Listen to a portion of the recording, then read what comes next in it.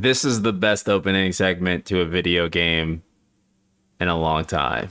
I think it's pretty good. So we're starting again for the YouTube VOD here. We were having technical issues in the first 20 minutes. Back into the crystal shadow. And now we're back. And thus did our journey begin. And for the record, I really don't mind backing up and restarting. I was gonna dip when we got to the if you run the combat stuff after the story stuff. I might wind up dipping a few minutes early because it's like a 2-hour-long demo, but I should still be able to stick with most of it. Yeah, dude. By the way, I mean you can dip whenever. By the way, no, I mean, certainly. I haven't signed a contract with anybody. I'm just telling the audience. Anyway. Yeah. Now I get to recycle my jokes from before, and they won't be as funny.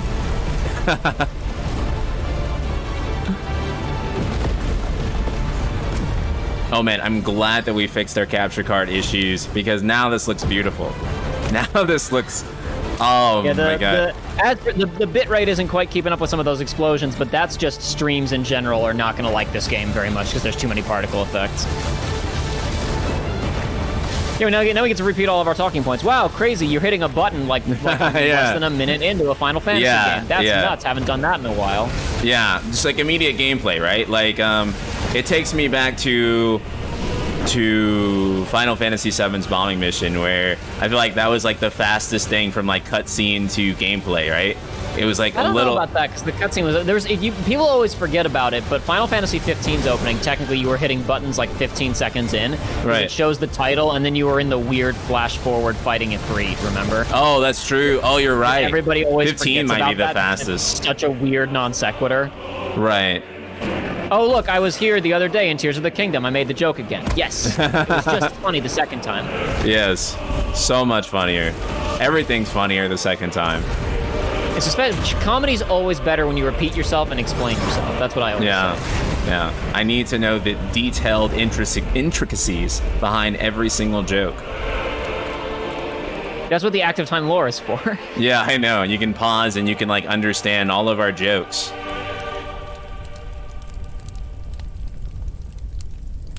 Dude, I'm gone again, says chat. Fucking shit, I hate Discord. Okay. Actually, I got a perfect method to work around. Now it's like always the active window, but it's like in the corner, like off screen. Cool. Alrighty. Does it work? Looks like it's working. Okay, cool. Perfect.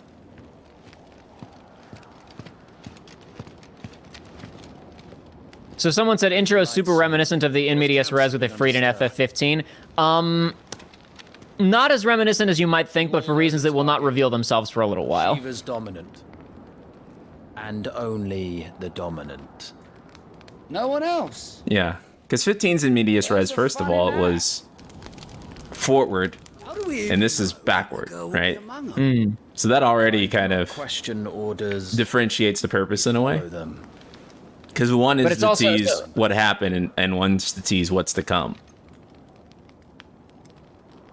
If that makes sense. Let's get this done.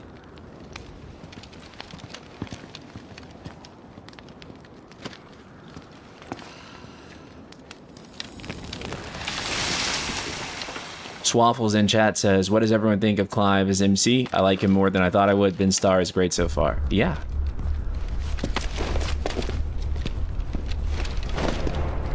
I think all the actors are doing a pretty good job in this, and yeah, Ben Starr's it's interesting watching his performance that we'll see in a few minutes as the younger 15-year-old version of himself, where he still has like he doesn't just, I'm just not gonna do the deep voice anymore and now I'm younger, but he still has that kind of deeper, it's just not quite gravelly, I guess, yet is the point. And it really does have to do more with just the inflection and emotion of the performance than it does with, the pitch that he finds. Yeah. Yes, Sergeant. Getting to meet the voice actors this weekend was amazing, man. I got to meet the voice of Barnabas. I got to meet the voice of Benedicta, Clive. It was pretty incredible. Sid, also, I got to meet Ralph Ineson. I didn't, because I wasn't there. Yes. You should have been there, though. You should have been there. You should have a real there. job. I need one of those. All right. Let's keep moving. Oh, dude, I'm so glad we fixed that stuttering issue that we were having. Yes, it's much better now. For everyone who's gonna watch the YouTube cut of this, we were having a terrible stuttering issue, and the game was like looking like crap. And there were some console fanboys in here that were spewing console fanboy stuff about how. There's been so much drama about this and Starfield the last couple of days, because Starfield's running at 32 and it's like so much for most powerful console ever. It's like, dude, these consoles are already like 4 years old. Yeah, I know. And it doesn't even matter. Like, it's like, who cares? Who cares? And I think that's the thing, dude. It's like, I'm a PC guy, right? And as a PC guy, I know that, like, with frame rate, that I have to upgrade my stuff if I want to keep it, right? Like, I know that, like, you know, you buy a new graphics card, you're gonna get like 5 or 6 years of great performance out of it, but as time goes on, I'm always gonna have to keep upgrading that if I consistently want to hit 60 at the best graphics, right? And I think, like, console guys, like, they just don't understand really that, like, 60 frames is not guaranteed to you. Especially on a console where you can't just have, like, you know, you can't just upgrade it. Maybe we'll have PS5 Pro, and these games will run smoother on an Xbox Series X, Series 2. I don't know. Whatever they'll call. Honest, I care about consistency more than numbers. I really like. In a lot of games, I think 60 frames per second looks ugly because nothing's animated at 60 frames per second. You're always looking at interpolated animation that's filling in space between keyframes. Nothing is animated at 60. Everything's animated at 30 frames per second. Right.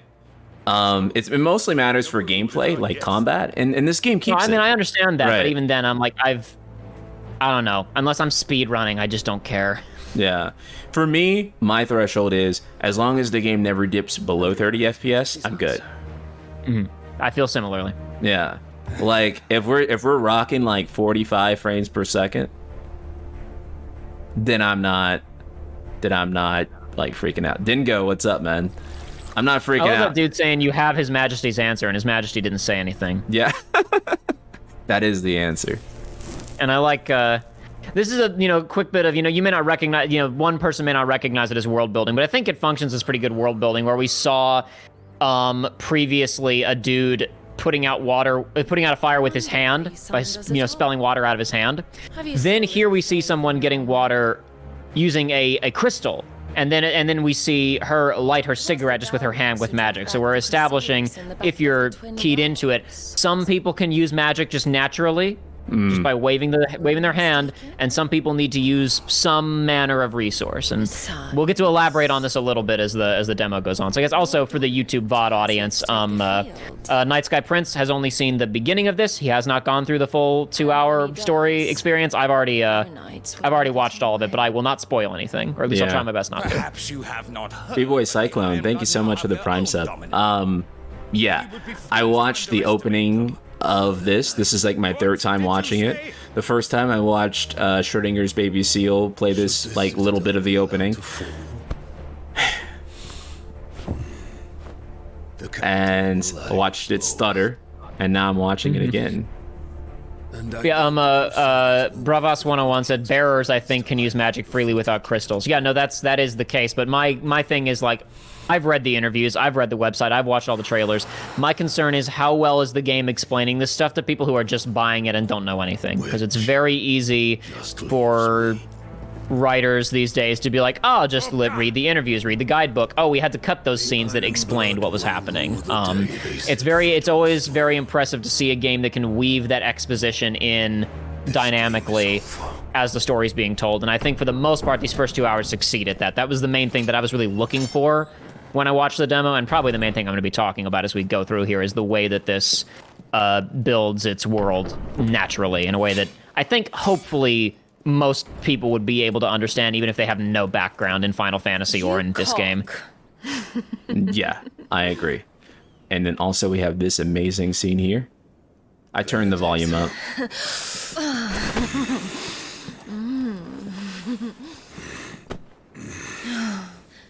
Take care. Again, I truly, genuinely think this should have been me. The hair. It should have been me. Think me one of the latter. No, my love. Nah, you don't want any of that. I think there's something. I think there's I think she'd have ulterior motives for you. I'm willing to go along with anything that she asked me to do. Someone to warn me when Wow, not even I can fix her. Just a yes, queen. Whatever. I mean, whatever she wants to do is what she wants to do. I love a woman with some hobbies, so.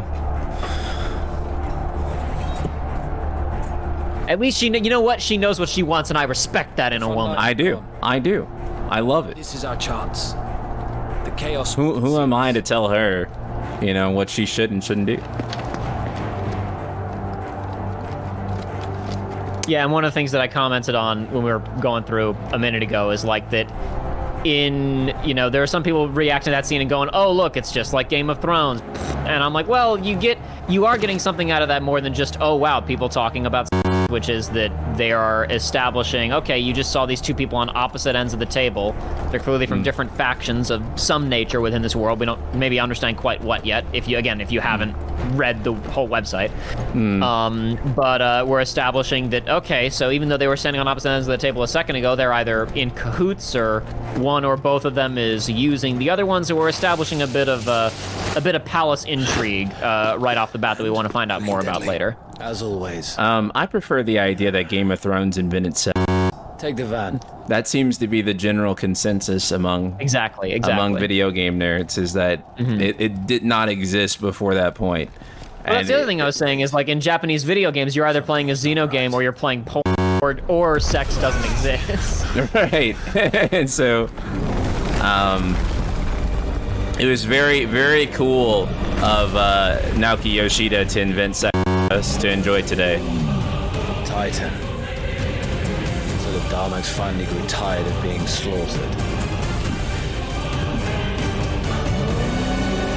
And this is another one where they had enough dialogue there to kind of establish, like, somebody who doesn't know anything that's going on, you can probably connect, oh, that big mountain dude, that has something to do with the big guy that walked out a few minutes ago. They're giving you, they're giving you the pieces that you need to understand what's happening. And someone said game music's a little soft. I was about to comment on, so maybe to turn it up a bit, that you can hear FF14 Shiva cues here a little bit. Okay, I got it turned up to max.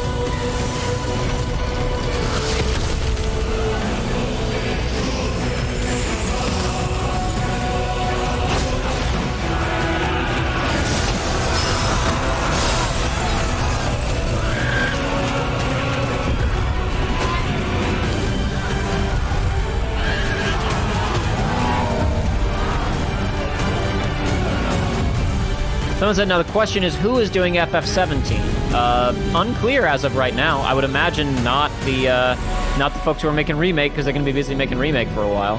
Yeah.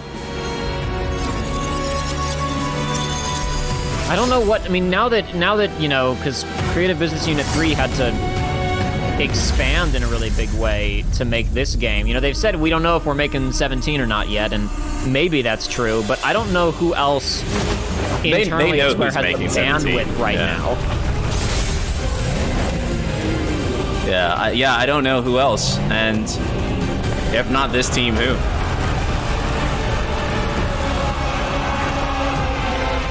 As you said, certainly internally they know. They're not talking about it because why would they? But they know. Yeah.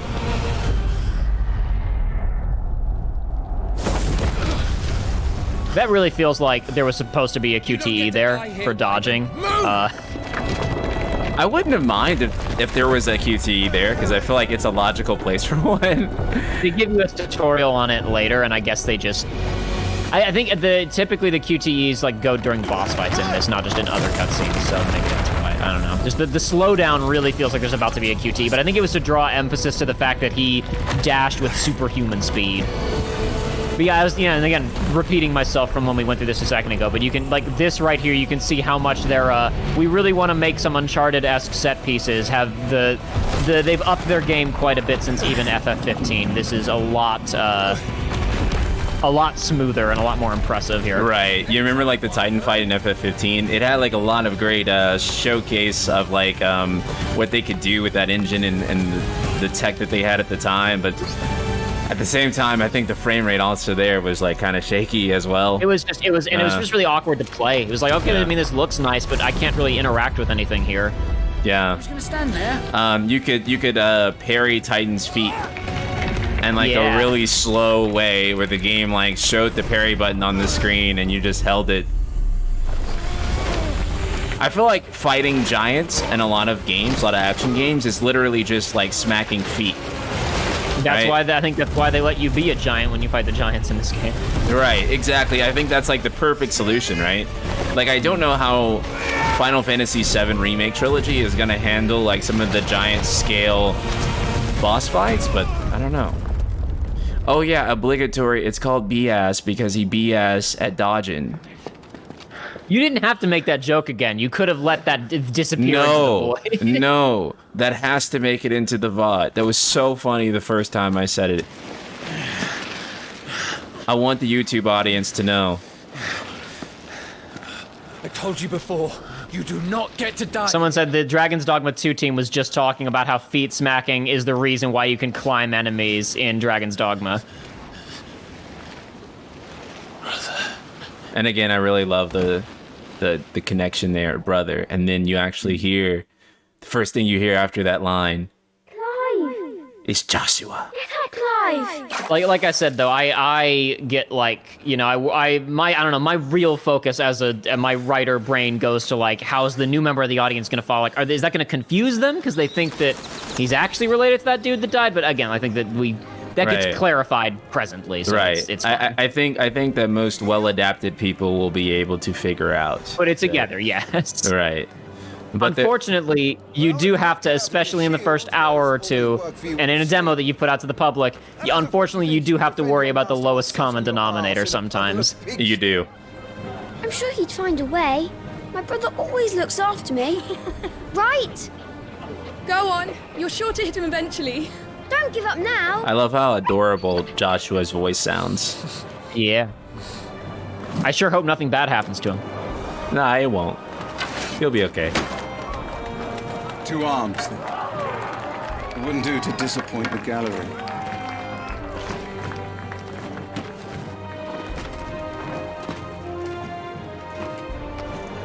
Yeah, young Clive is definitely the most anime-looking guy. Oh, this is wonderful. This is wonderful. I get to do it again. No, I don't have to do it again. I don't. We get to save time anyway. If you want to skip don't. This is amazing. Oh, the power of choosing a command. Heart attack! Oh! He won! See? I told you he could do it. The power of no. Jesus. Best is it? I do not consent to this battle. Ah, That's gonna be amazing when you do a second playthrough, man. yeah. Of this game. Worthy of your Yeah, Joshua and Flashback Jill are both voiced by, well, I don't know how old the voice actress for Jill is, but she does have a separate actress in these scenes than she does as an adult.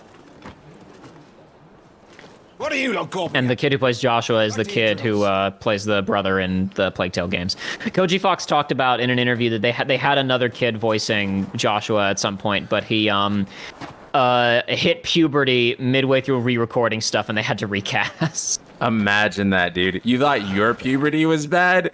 Imagine like losing something like this. Losing a job in Final Fantasy, or any big gig, obviously. Right. Up to that. Because you hit puberty. Awesome, chat. We're right back where we were before we restarted the game. Just about. Phoenix's flames are a gift. You mustn't waste them. It isn't a waste. My shields look after me. Why shouldn't I? That's why. You were coughing this morning too. Got a little COVID lung. I'll be fine. It's just a cold. Don't push yourself. His Grace has returned! Father's back. Hey,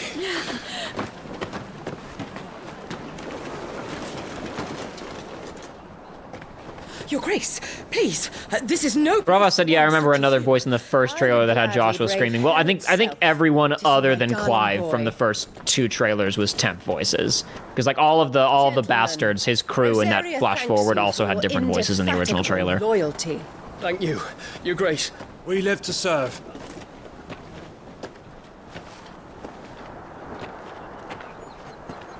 Joshua!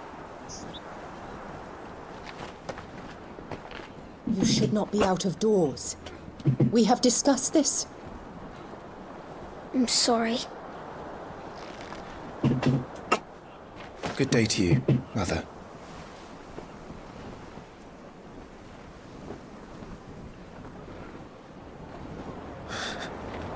Come, Joshua. Your father will be expecting us. And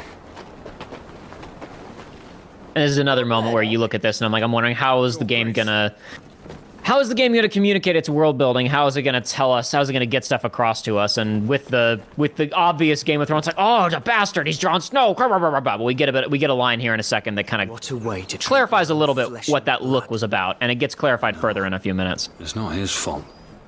Not everyone can be born the Phoenix. Yep, not everyone can be born the Phoenix. It's crazy. Even the guards are like, dude, it sucks how his mom treats him. Everybody likes Clive. He's a cool dude. Look at him. Wouldn't you like him? Yeah.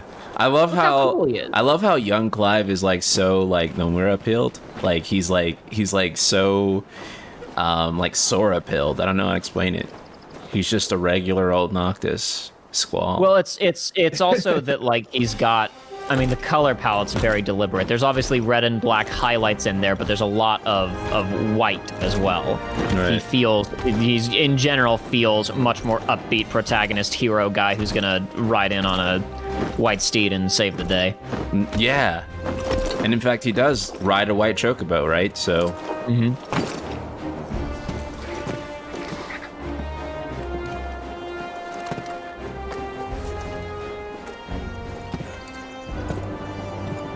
Rise, my friends. Welcome home, Father. Thank you, Joshua. You are well, I trust. Yes, Father. Much better. Someone in chat asked, did I get into Final Fantasy via 15? No. Way before 15, ever. I got into content due to 15, but not FF. Stop it, boy. Oh, he's so cute.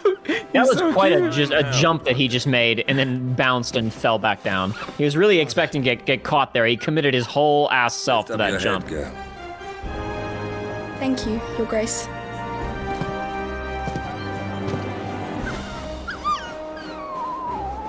He's so cute. Rejoices at your safe return, Your Grace. Yes, Joshua is a biblical name. He fit the Battle of Jericho and the walls came tumbling down and all that sort of thing. But he's also a Matsuno name because Joshua was a major character in Vagrant Story.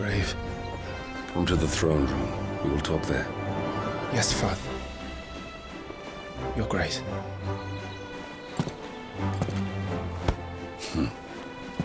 Shields dismissed. I like it. This feels like what they were trying to go for with Regis and Noctis. You mean what they said they were gonna do and then they had no scenes together? Yeah. Kinda. He's so cute. God, I want a Torgal so bad.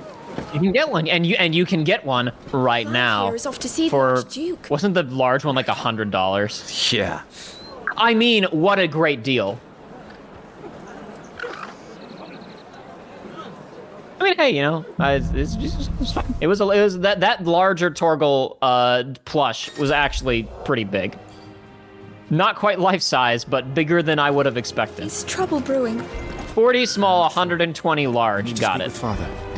Okay, let's There are quite a few things. So yeah, when did you see? I know you watched a little bit of it when you were visiting other folks out in LA. Where did you actually stop and actually for the night? Was it here? right here. Gotcha, here. all right. This is where I left. This is where I was like, I've seen enough. I need Man, that it. must have been agonizing for you to have to stop right here and restart the whole thing. Then. I know, and then I had to do other stuff, and then I left for LA, and I didn't get back home until like 11 p.m. last night, and I was like, it's too late for me to stream, and I'm too wiped out, so I have to wait till tomorrow. And here we are today, and I'm like, God, I'm just going around. That's Stable Master back there. If you didn't notice, that was your white chocobo in there. He said that was she's doing fine. Yeah, that was right, Ambrosia. I noticed. Yeah. I really love the music here. Time to put an end to that. If I focus, I really can tell the frame rate dips, but it's like not huge enough to like bother me yet. Make sure you get a good edge on that. That may change at some point in the future. But right now, I'm just kind of like running around the town and seeing stuff. But like, I think it's pretty interesting. Like obviously they made a big deal out of it a few weeks ago. Like there's not going to be a day one patch, or at least that we've tried to get the game optimized so that it doesn't need one. I'm sure there'll be a patch like a couple weeks after or something. It's very interesting that this and Final Fantasy VII Remake are the only major big AAA games I can think of from the last couple of years that launched without a day one patch and didn't really need one. Mm-hmm. Obviously, 7 had its graphical issues, but it ran totally fine. I encountered almost no bugs in my time with that game. Do not concern yourself with this. Just worked. Cur. Bow to him, you fool. But I say to speak.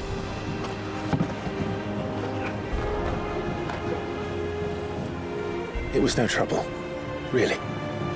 Yes, this is an older build, Nako Juicer. To be allowed to stand in your lordship's presence is more than his kind deserves. Why, neither the Empire nor the Republic treat their bearers half so well. So this is really important to know. Father's dominion. Yep. Clive treats the bearers with a lot of respect. And they're not normally treated like that. Please. Yeah. He's very uncomfortable with the deference they're showing him here. Start. I trust his good fortune will continue. Of course, if that is your lordship's wish. Don't work too hard. Remember, it is for the good of the duchy that you serve. The NPCs also look really good. As do we all, my lord. For Square Enix NPCs. As do we all. Yeah. These are actually pretty good. Back to your What was I think in Tim Rogers' FF7 review, he was like, a lot of the NPCs who are given quests in 7 Remake look like Ghost Recon Wildlands characters or something like that. Who's this terminology? That's so true. 15 kind of had a little bit of a problem with that too.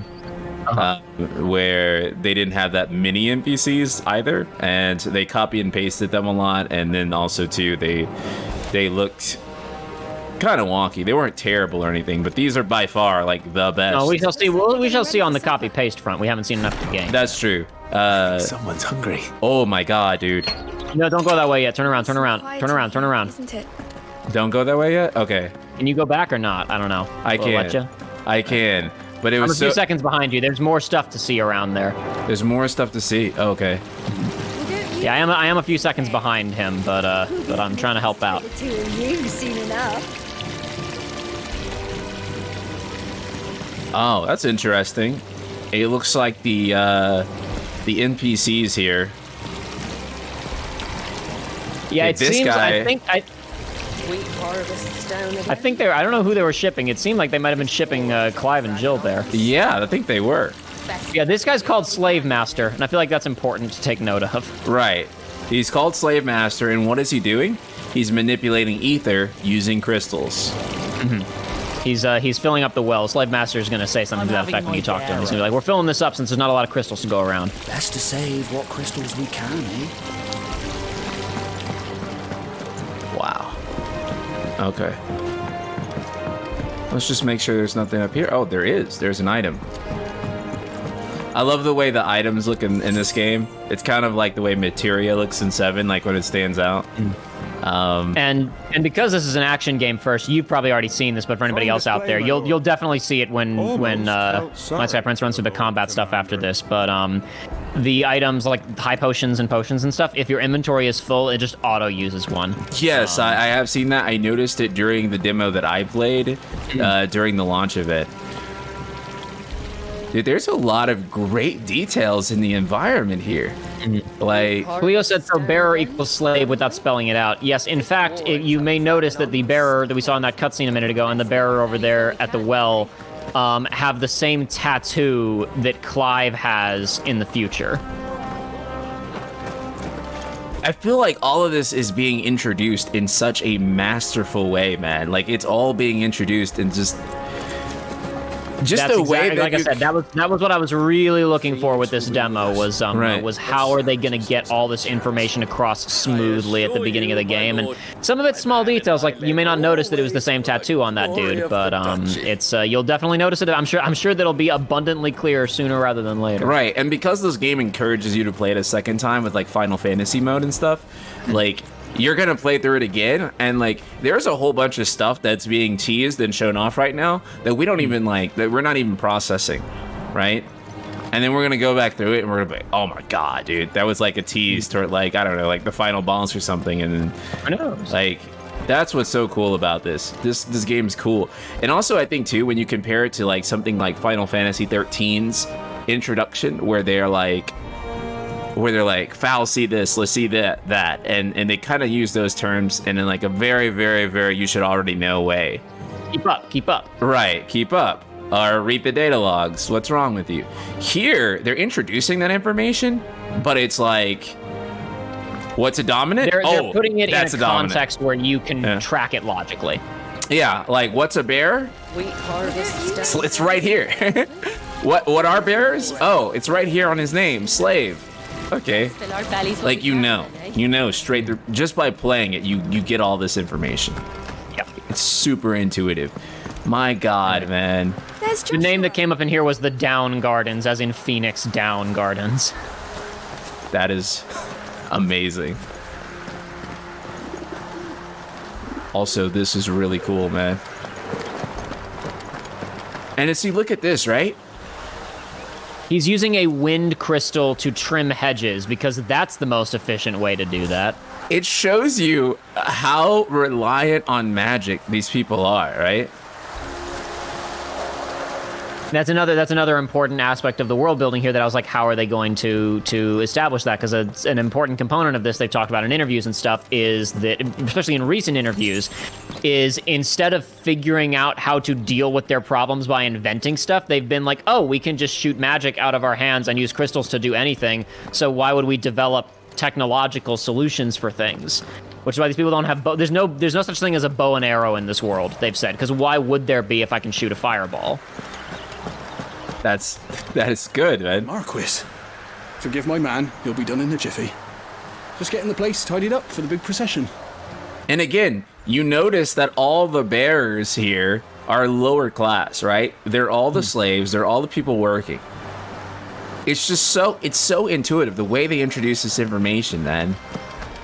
They also, again, like to use like 13 like as a comparison, I think that they also use like more straightforward terms, right? A bearer is someone terms that, like indicate what the thing is instead of something made up. Right, like foul C doesn't like really give you an indication, whereas bearer, they bear magic. Dominant, they dominate the icon, right? They dominate the summon thing.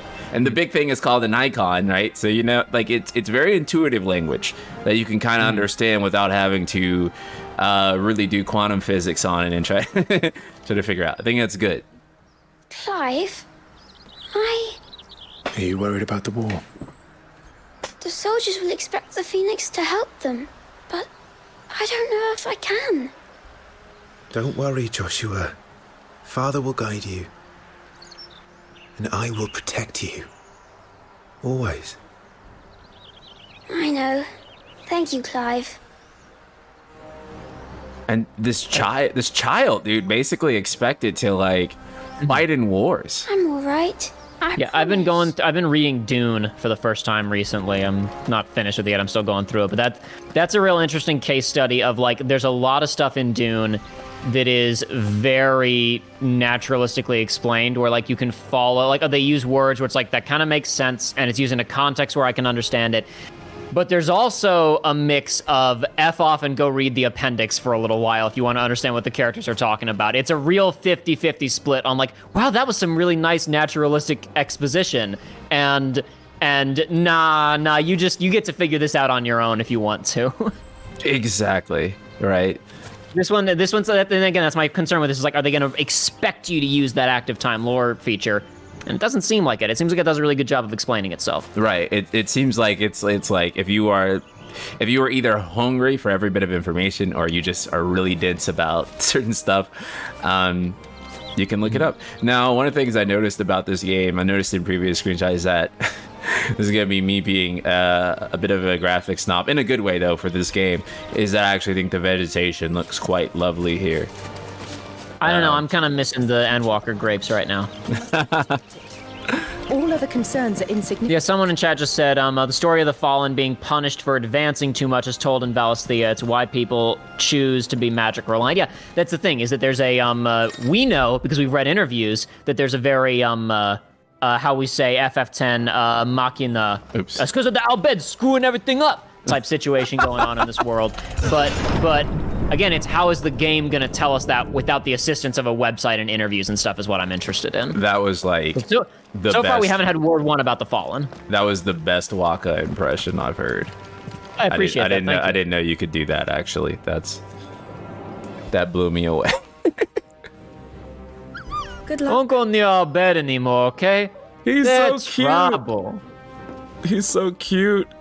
Oh, He's very cute. Gave a little wave. Don't go near no our bed, okay, Torgo? They fill your head with all kinds of nonsense about the machina. Michael Jason, thank you for the 100 bits.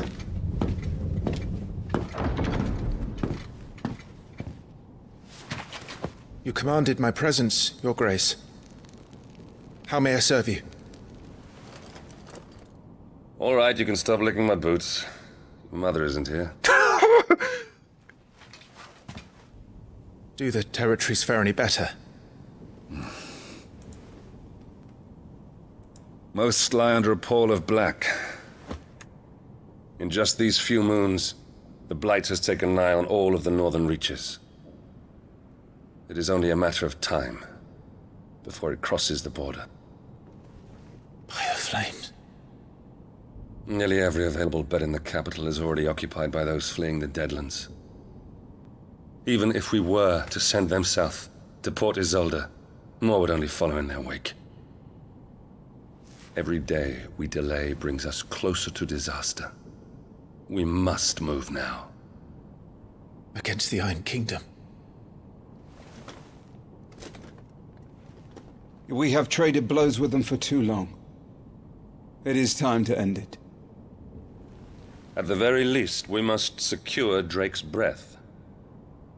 Without the blessing of the Mother Crystal, we cannot defend our realm from the spread of the Blight. The Iron Blood will not relinquish it easily.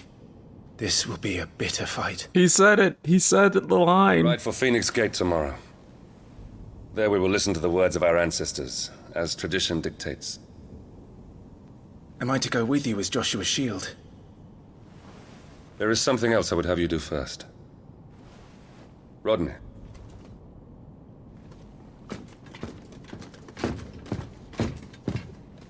You will have heard the reports, I am sure, of beastmen from the north being sighted within our borders. Goblins in the Stillwind Marshes. I know of the rumors, yes. Then you know what must be done. I will give you 2 good men. While we ride north tomorrow, you will journey to Stillwind, search it and clear it. Then you will join us at Phoenix Gate.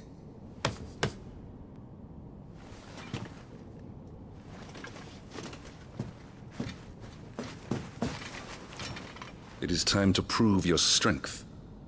And shut your mother up for good. He's too based to live, you guys. He's way too based to live. I will do my duty, Your Grace. Giga Chads aren't known for, like, having incredibly long lifespans. Their flames burn brightly and briefly. Rest well. Think about every Giga Chad you know. They barely make it to 40. Your Grace. And even then, yikes. Like, at most, they make it to, like, 40. Hold to touchpad to activate active Time Lord. That's cool. Yeah. That's cool. Again, that's why I was curious, because they tutorialize you on it here, so I was wondering if it was available in the first couple of scenes or not. But yeah, we checked that when we went through the first time around, and then that was all stuttery, so here we are now. Yep. Let's see if we can explore this castle a little bit. Is there anything of note in here? In what I've watched, there wasn't much to see. Okay. And maybe if you poke around more, you'll find something other folks I watched didn't. But I don't think there's much to do here right now. It's also really interesting too that again, we were kind of told that it was too much. Wow, this is really impressive. Wow, that was cool. Again, not to really harp on older Final Fantasies or anything, but I just kind of think that we were told things like, oh, we couldn't do all of Insomnia within 15, so instead what we're gonna do is we're going to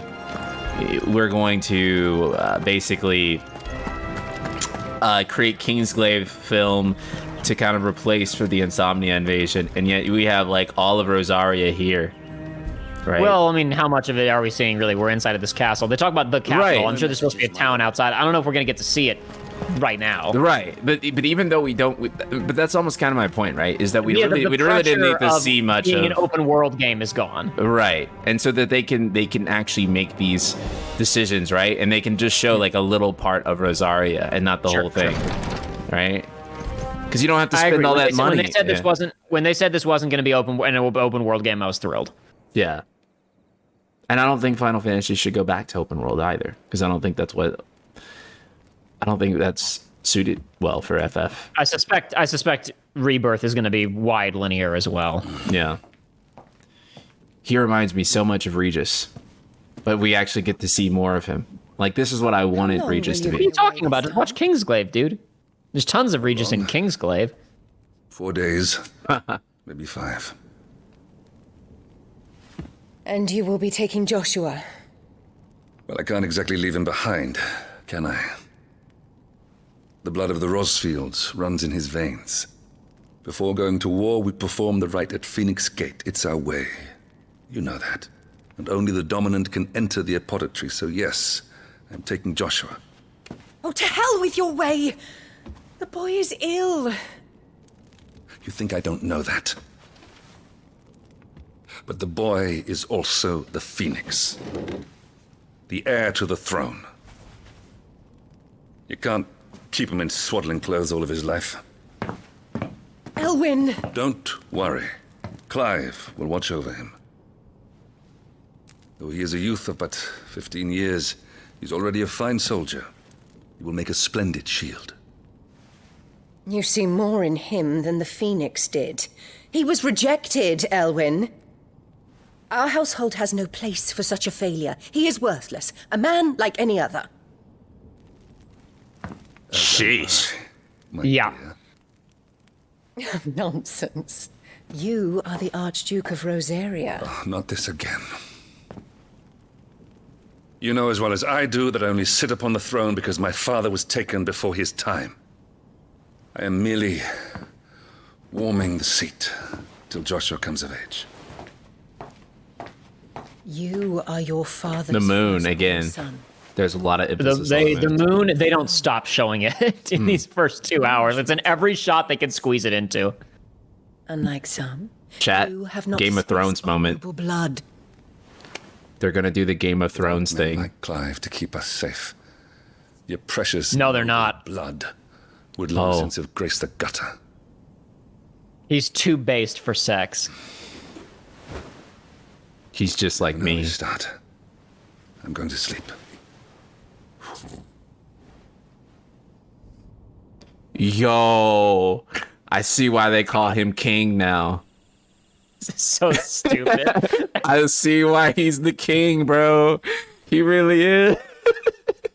Anyway, yeah, that's what I was saying. Is you do get earlier, is he a bastard? Is that why she's upset? And those two guys say something that implies no, that's not it, and then they clarify it in that scene. Really, you get it really clearly there. Are you wishing on that conspicuously red star, Clive? Mm-hmm. Right.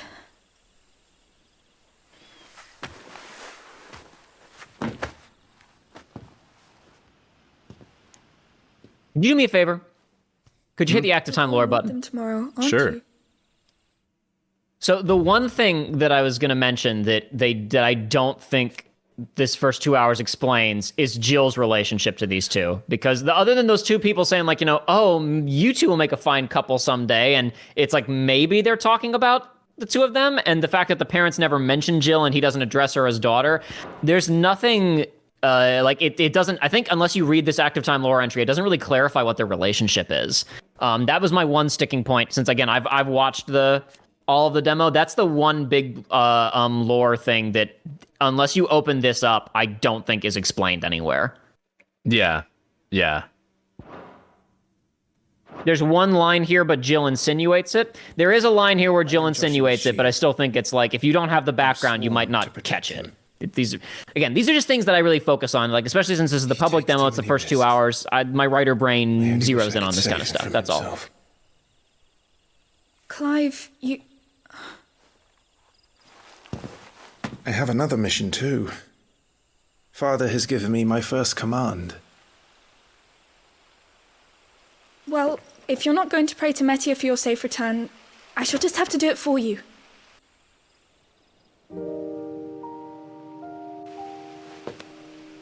The moon, the red star. Are they important?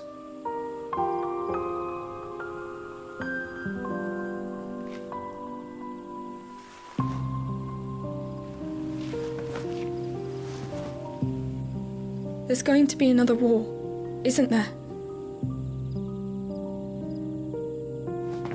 Since coming here, I've begun to take peace for granted. I assumed the war between our nations would be the last. But it never really ends, does it? Music here is phenomenal. No.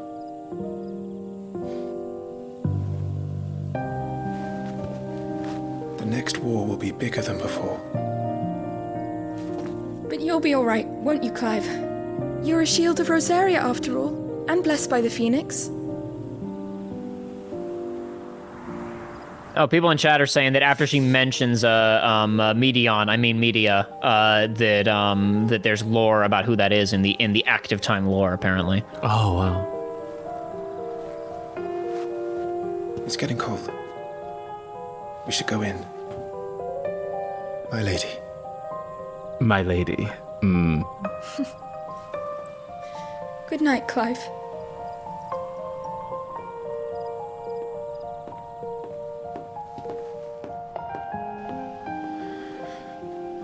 Yes, it seems like Clive is the only one blessed by the Phoenix. Someone in chat just asked. It seems like he's the only one who has been given. The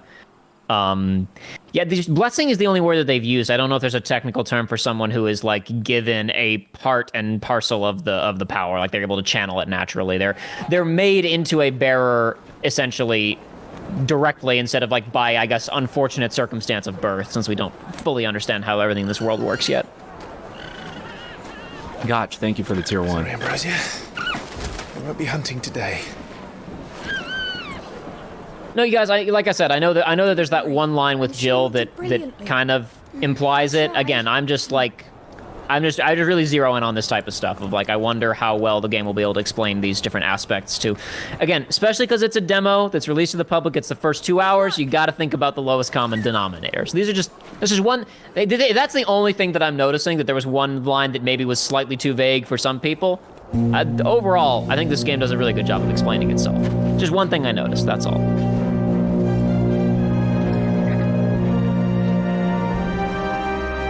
Friends, we ride for Phoenix Gate. Dude, I'm so blown away by how beautiful this game is. Go with us. Pretty. And shield the firebird's flame forever. Don't you love how all the looks like a PS3 game discourse has like miraculously evaporated since this demo has gone live?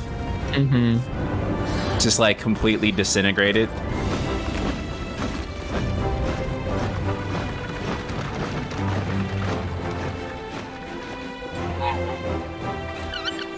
Lord Rossfield, allow me. I still think I saw someone in the chat saying something about the facial expressions. I still think occasionally people's cheekbones are kind of a little stiff, but it's not bad. You know, and it depends on the cutscene. There's some where they're clearly spending a little bit less money, and some where they're spending a little bit more. Ready to depart. That's the nature of these 40-hour-long narrative-driven video games. Some of the cutscenes are going to look better than others. Yeah, the shorter the game is, the easier it is to make the whole thing look amazing, right? Investigation. If there are goblins in Stillwind, they won't leave willingly. The Beastmen are a fierce foe. We underestimate them at our peril. What's a Beastman, man? Not today. We gotta kill them all. They're just no good. We gotta get rid of them. Sir Tyler, let us do our duty. With pleasure, my lord. As you command. Lightprayer said, Moist Critical played and liked the demo. Big streamers liking it may be good for sales. It's going to be extremely good for sales. It is like a huge part of their marketing strategy that they're getting big streamers to play this game. Note you have not seen a TV ad for this game yet. I bet there are going to be some broadcast advertisements on sporting events in the coming week or two, but big streamers playing this is the strategy. Yep. And honestly, it is probably going to have a huge impact on how Square markets games going forward, maybe even other companies too. Because I don't know if I've seen a strategy that has been as reliant on streamers as, not to say it's wholly reliant, but it's it's very, very focused on streamers, which is very interesting. I think the main thing is just to think about, if we flash back to how 15 was marketed, that is the most money I've ever seen spent on the marketing campaign for one game that wasn't a Rockstar game. Yeah, that wasn't what I mean? Grand Theft Auto or Yeah, stuff like Uncovered, to me, felt like a huge waste of money. Maybe it wasn't, because the game sold 10 million units, and the only thing it's only a waste of money if they didn't sell copies. But it really felt like and it's partly because that game went on for so long, they spent so much money on it, they needed to recoup costs. I don't think they're ever going to spend that much cash marketing a game ever again, especially because they spent it all. And sure, they sold however many units they did. It sold really well for a Final Fantasy game. It still wasn't the breakthrough blockbuster, we're competing with Call of Duty hit that they probably wanted it to be. And it still wasn't it also still wasn't the we finally outsold FF7 OG game that they wanted either, which is what they've been wanting for a long time, you guys. Square is fiending to make a title that can finally outsell OG FF7. So far, nothing can do it. But Ultra Shiny Moo, it is true that Uncovered was fairly short compared to the 16 event, but the Uncovered event was didn't cut away for streamers to do stuff for an hour. The actual meat of the actual meat of the 16 event, if you just watched the segments, wasn't that long. Yeah, and then Uncovered was dripping with cash. They booked a massive venue. They got tons of celebrities to show up. It was, and then it's not just that the money they spent on the event itself, the amount of money that they spent to promote the event. There were TV commercials for the marketing event. It was a very strange time. Yeah. Anyway, sorry, please continue with the video game that we're here. What? Yeah, let's go.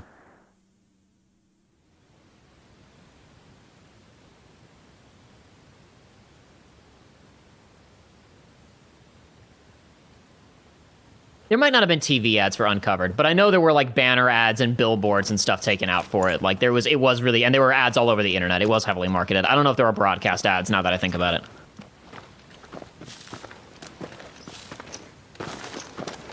Exactly. Any celebs at the 16 event just wanted to be there. Keep your eyes open. The guest hosts were, and I don't mean this at all to disparage Maximilian Dude, but I think Maximilian Dude was probably cheaper than Aaron Paul. Yeah. And basically A-list celebrities, right? Mm-hmm. Game of Thrones actor was there.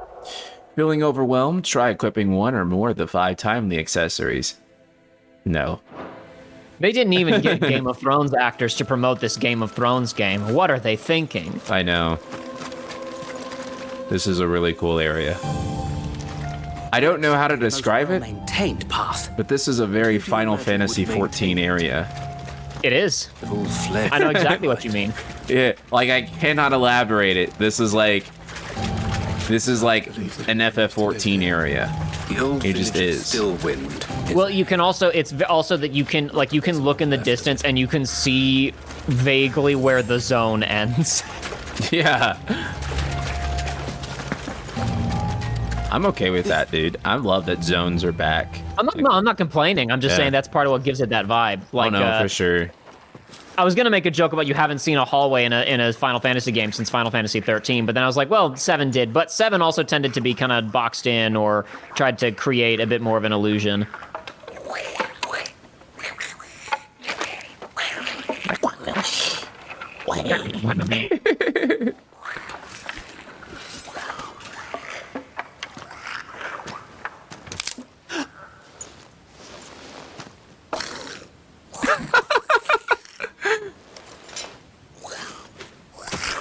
First step detection. Come on, dude. Complete amateur. Oh my god. With me. I love it. Is this the Golem game everyone has been asking about, talking about? Says chat. Oh my god. Use triangle to strike an opponent to conjure. I'm not sure how that works.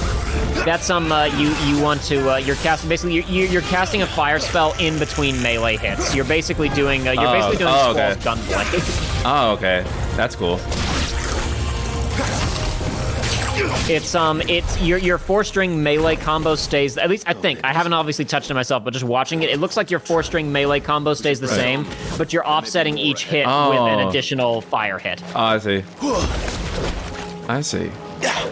I think you can actually, hold charge it yet? No, you can't. That is not unlocked. But I'm pretty sure you're able to like, yeah, you have to upgrade it. Because I'm pretty sure you can hold charge fire to Fyra and then Fyra to Furaga. It's like Nero to where that says Kino Tubs. Yeah, it's upgraded. Okay.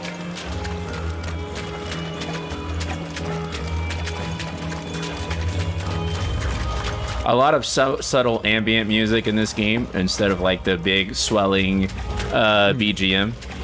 Open the menu. Oh, it looks like we can upgrade abilities. People in chat are saying we already have experience. We can already look at his stuff. Okay, cool. Awesome. I thought there might not have been much to do in the prologue. You know, normally Final Fantasy demos don't let you do that, but nope. Well, they like it since it's a carrying your save over. Okay. Lunge. Okay. That's on like a top. That's on top of my list. Oh, okay. So then I have enough for both of these. And then what is this? Press X in the air to kick the enemy. Okay. Yeah, that's an enemy step. Okay. Yeah, that's Devil May Cry shit. Uh-huh. Okay. I have noticed Clive does slightly more damage with aerial attacks than grounded attacks. So enemy step or even just a short hop and then attacking does do more damage if your cooldown moves, if you've spent them all and you're trying to like do a little bit more damage before a stagger is done. Technically a jumping melee attack does more damage than a grounded melee attack. Oh, okay. That's actually cool. Okay, so I am going the wrong way. Yeah. Okay, let me go this way. That's actually really cool. I like that. It's only a little bit more, but you know, it's I guess you know you're leaving yourself more vulnerable being there, exposing yourself, so they give you a slight damage bump.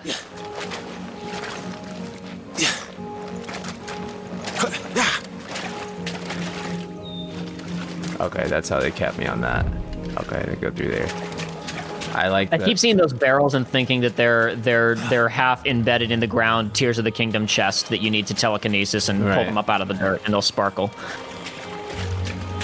I feel just so compelled to kind of look at this environment. I'm curious, anybody else in chat recently switching to other video games had Ascend Brain Goblins from Tears of the Kingdom? I'm kind of dropping Tears of the Kingdom for this game, if I'm honest. I've been playing it. I just finished actually I'm on like the Goron dungeon right now. And my lord. Yeah, unfortunately, Tears is getting pushed aside for this.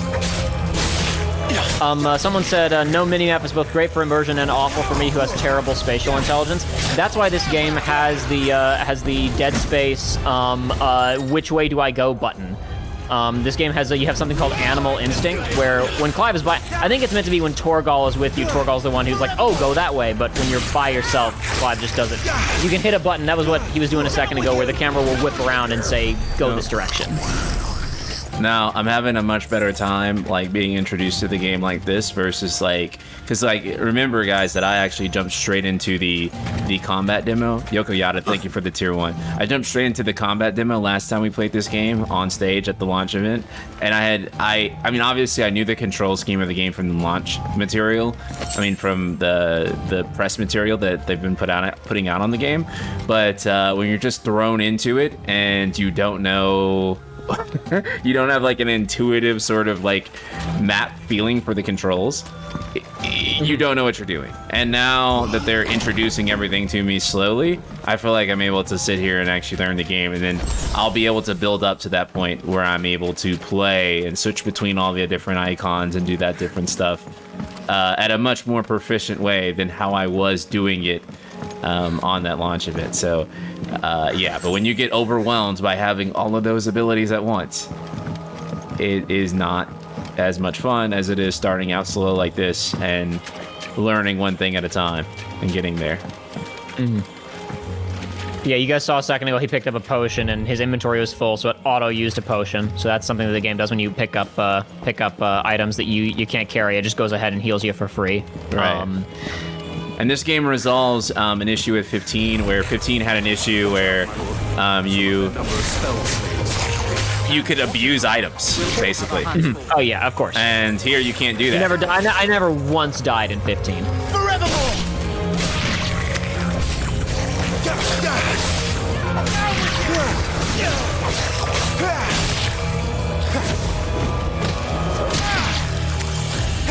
Yeah, the animal instinct is useful, same way that stuff like that Dead Space line that Isaac casts on the ground is useful, because it also, you know, not only tells you the way to go, but it's also that gamer instinct of, well, I want to know what isn't the critical path so I can go scrounge for stuff. You never accidentally walk into progress and miss something if you don't want to.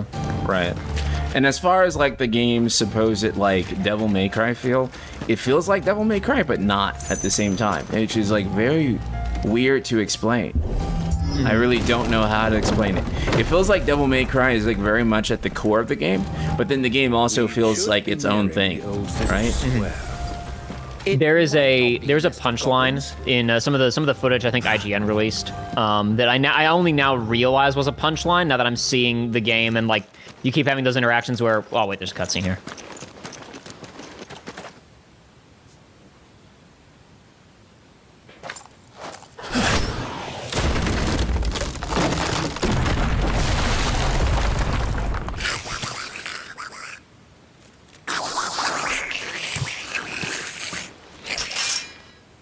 Sneaky sods. We're trapped. My lord. I'm working on it. I will say, like, I suppose that technically... He's the leader. Killing goblins in a swamp is legally distinct from killing rats in a sewer at the beginning of an RPG. Technically speaking. Care to thin the herd? There's the battle theme, boys! You have to ask. What I was gonna say is when you're like, you were kicking down, those wooden planks a second ago, hitting R2. I thought it was kind of a weird moment in some of the IGN footage this week. I now realize it was a punchline. There's a scene later on where Clive and Sid are both repeatedly kicking the crap out of an iron door, trying to get it to come down. And it's like, oh, you're gonna have done that kicking animation dozens of times, and they're both just kicking it like idiots, like that scene in Remake where Cloud and Barrett are just repeatedly hammering on that door in Hojo's lab. Oh man, the combat, yeah, the weight of the gameplay feels different, if that makes sense. Oh crap. Like the weight of combat is different than DMC's, if that makes sense. Yeah. This game is slightly more heavy to me than DMC. I don't know if Chad will agree with that or not, but it feels slightly more heavy. Oh shit. I was trying to charge that up and I couldn't hold all those buttons at once. You don't have to tell me twice. Okay. I'm fucking around. Let's get serious. I love that you can't like really spam the dodge either. You have to like actually do... Your dodge actually does have to be timely. You do. I'm laboring under the assumption that you're going to get Titan pretty quick because Titan comes with the actual. Oh, you parried. Good job. Yes. Again, I'm a couple seconds behind him, guys. But yeah, I'm laboring under the assumption you're gonna get Titan pretty quick because he comes with the just actual like the block that's gonna be for the people who can't perfect parry and who don't want a precision dodge. It's gonna be very useful.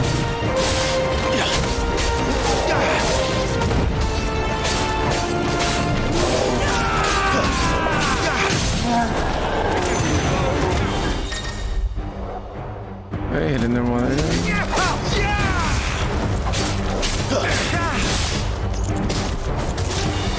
Oh, what the fuck? Oh, I'm holding the button. That's why. Ooh. Yeah, one thing that was also like in the early trailers, there was this like Clive using that. Using basically, what we now know is essentially Snatch from DMC, but that he like grabs like a wire onto an enemy and pulls them to the ground. That partial stagger that you get halfway through their stagger meter, that tick in the middle. Partially it's just the they're kind of stunned for a second and you can hit them a lot. But there are it seems like a number of special moves you can only do when they're in that partial stagger state, and one of them is if you use Garuda's Snatch ability, he grabs them and yanks them to the ground and they're stunned for even longer. I assume there are similar, unique, like partially staggered enemy interactions, but we haven't seen them yet.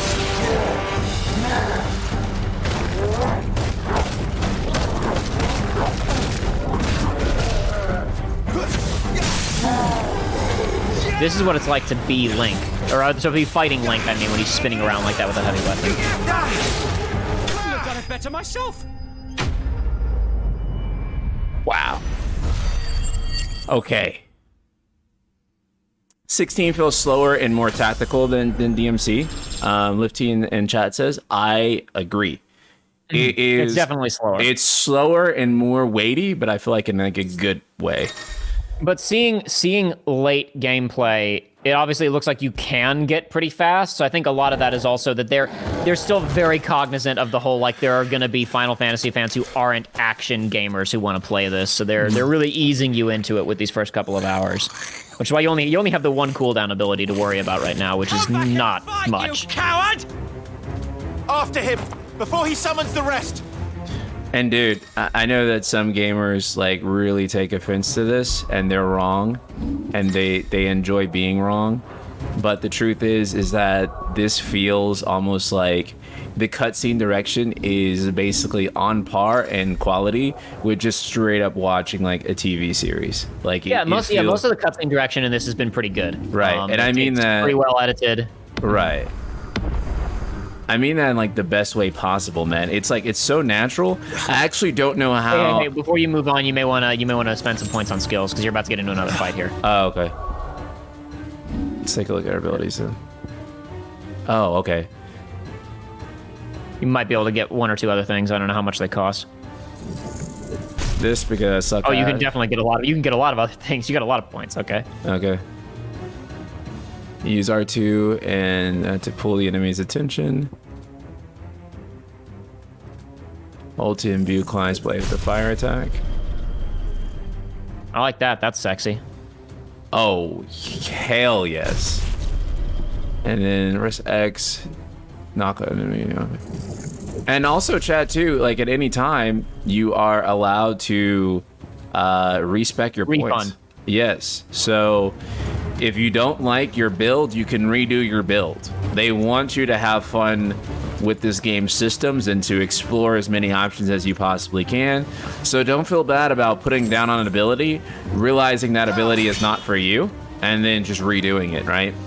Mm-hmm. Because the game is totally cool with you doing that. Oh, are we chasing after him? My bad.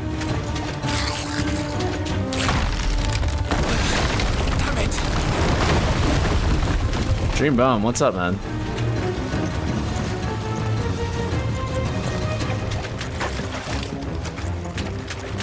The only thing is that I don't know how I'm gonna go back to anything after this. Like in terms of like, especially in terms of like script and cutscene quality, you know? Because it's insane here. Like this is like a peak point for Final Fantasy.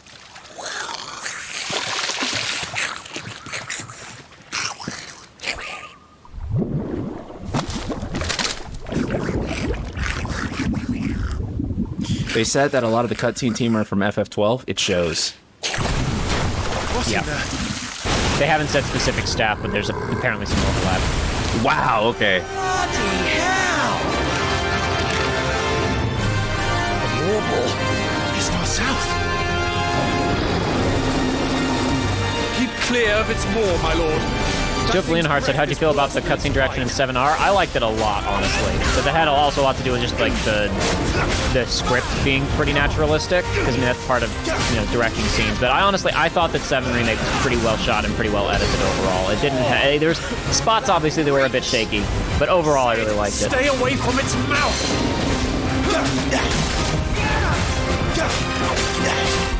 Oh shit! I accidentally hit the.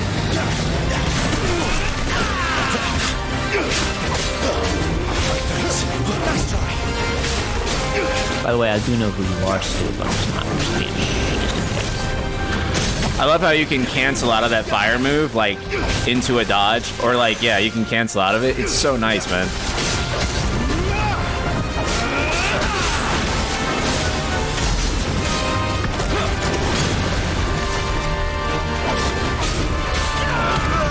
Where's it going? Dude, I am fucking in love with this game's combat system. Oh my god, I'm in love with this game's combat system. Oh, crap. Here's your QTE tutorial.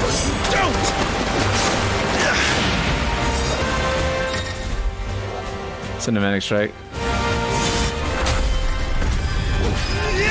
I actually kind of like the QTEs because I feel like in like a lot of like remakes cutscenes, for example, like battle cutscenes, you're kind of sitting around waiting for the actual. And it seems like these QTEs do show up specifically in essentially the Final Fantasy VII battle cutscenes. The way that game has cutscenes to transition you between phases. So far, it looks like these QTEs only happen on essentially phase transitions. Yeah, exactly. Oh shit! I'm so stupid. Point is, you're not going to get original RE forward on the QTEs.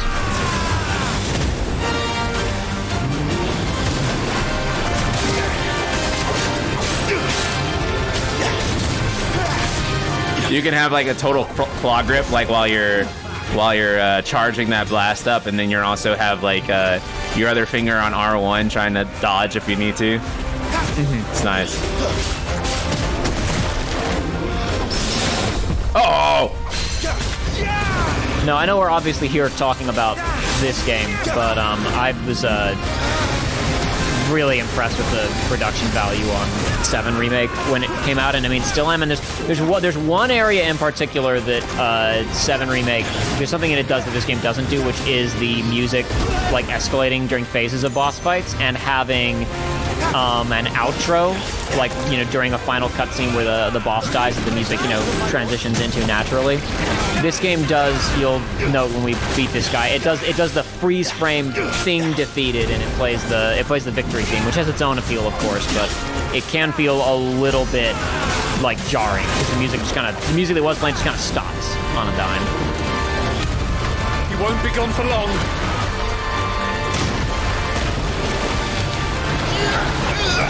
Okay. You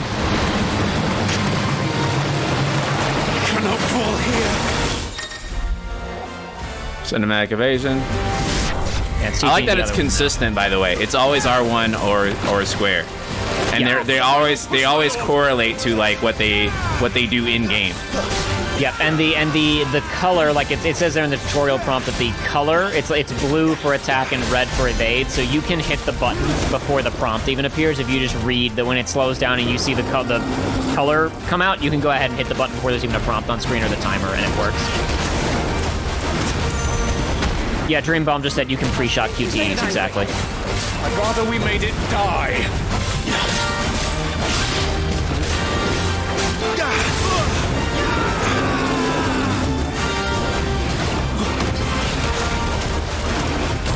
Oh shit. I used that at the wrong time. I'll be fine now.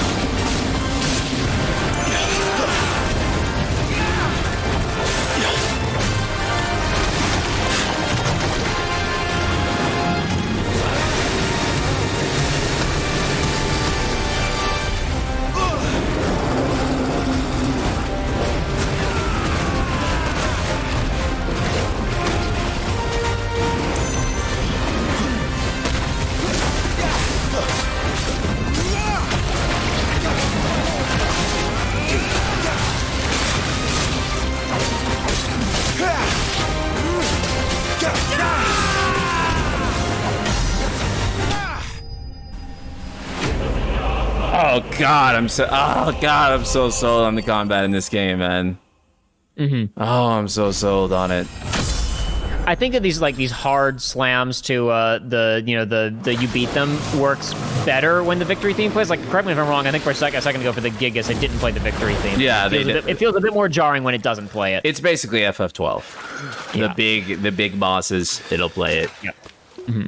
My lord. Anything you had to basically focus while you were playing, it plays Yeah, it. exactly. Yeah. Never thought I'd see it. If you had to try, you could have beaten. Goblins in Rosaria, but Morbals too. I'll petition his grace to You can see Clive had to try. He was sweating there. He had to get a little drink there. I love that detail, man. And also, he seems kind of like moist, which makes sense. He's rolling around in the swamp. We should get moving. We don't want to be caught out here after dark. If we set off now, we can still reach Phoenix Gate before nightfall.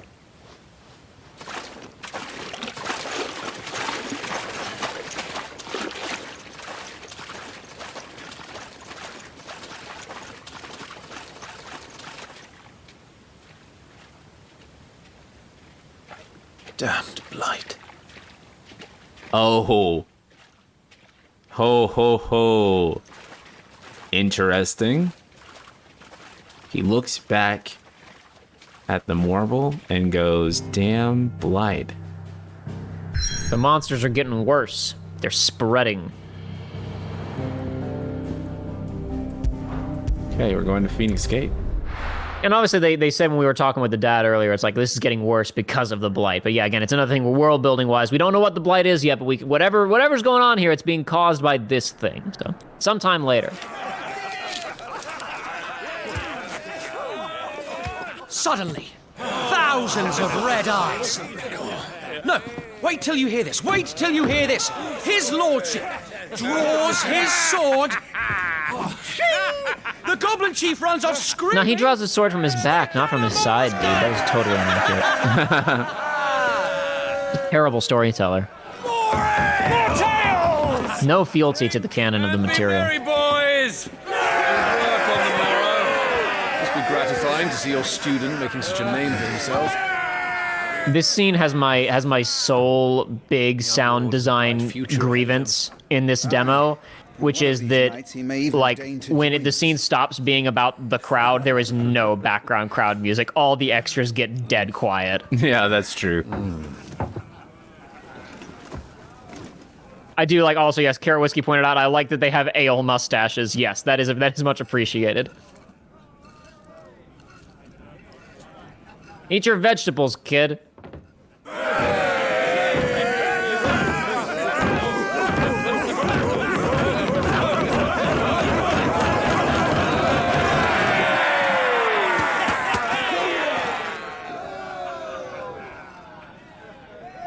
Are you unwell? No, Father. Just a little tired. I wouldn't say it's a super nitpick xenomorph when I've got a sound library that has background crowd noise of restaurant on my computer, which I could easily drop and drag into the soundtrack of the game if I had to. Your brother will be a fine shield. We're all very proud of him. Not Mom, though. Mom's not proud of him. He's not proud, no. Why is it that the dominance is always born into our family? It doesn't seem fair.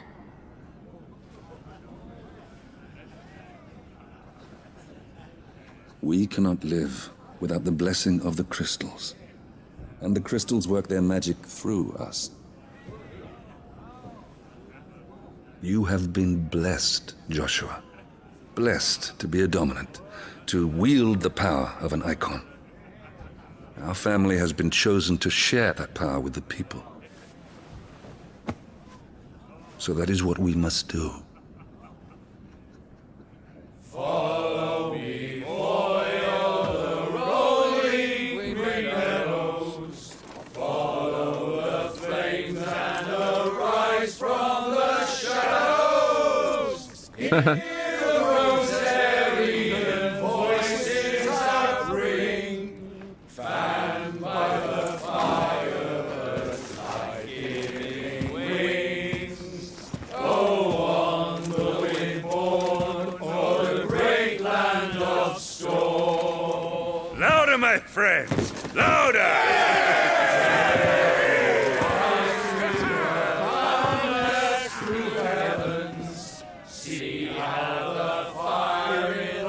Stormblood pilled.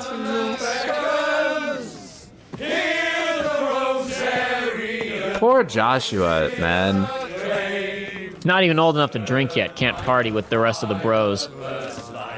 Boy gameplay. He walks out that door and Atreus gameplay initiates.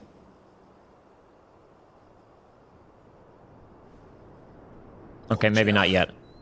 She'll be wondering where you've got to. So much for you being a fine hound.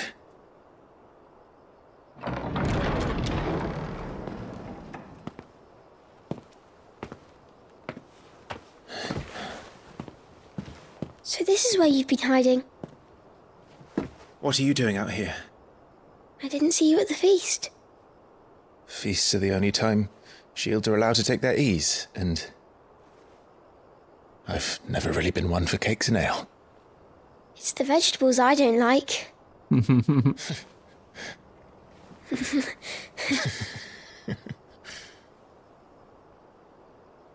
They're so cute. Look at the moon and the star. They're not important. Just look at them. You slew a marble. Yeah, let's just show it to him like 5 times in 1 hour. Singing your praises. They never used to. When I joined the ranks, everyone thought I was a spoilt little lordling. If I didn't know how to handle a sword, I'd be a laughingstock. The Archduke's firstborn failure.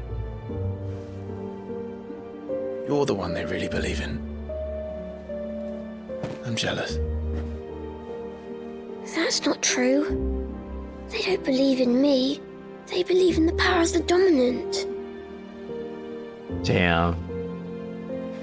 My brother the Phoenix. Ruler over life and death. It isn't fair. It should have been you. I don't have what it takes to lead our people. I don't have the strength. This music's so beautiful, man.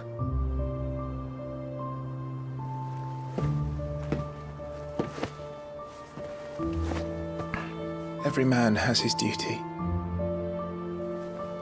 Ours was decided long ago, when our ancestors chose to instate the dominant as the Archduke of Rosaria.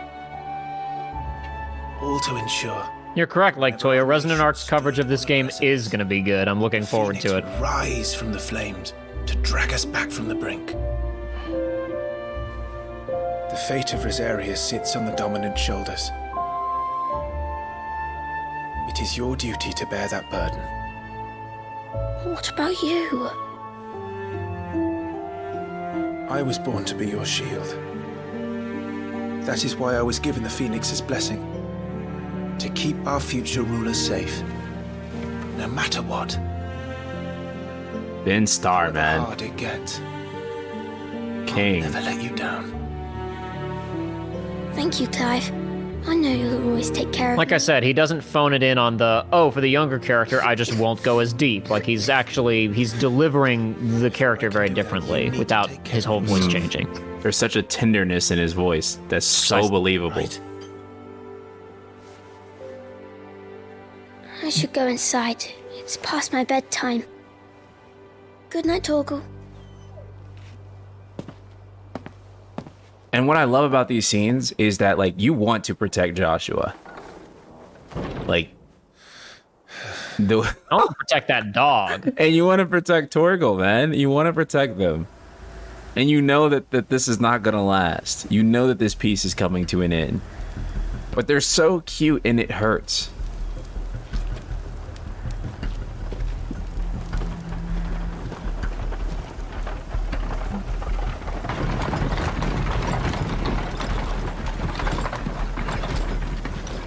Are you guys ready to see the worst front gate guards in the history of fiction?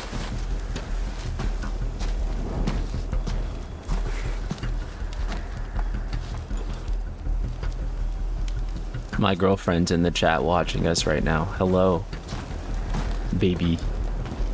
You took your time sampling the wares, were you?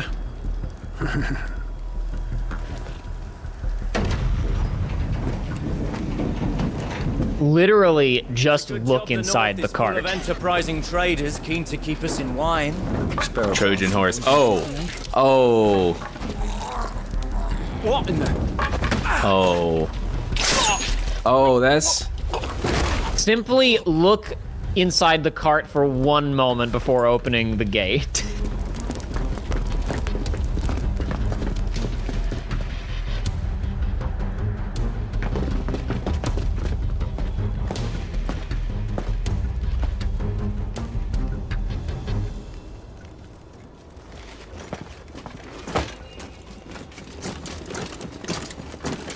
Gateway secured, Captain. We proceed as... That was They easy. weren't even drunk. I quail at the thought of how poorly the other soldiers would have handled guard duty. Incredible.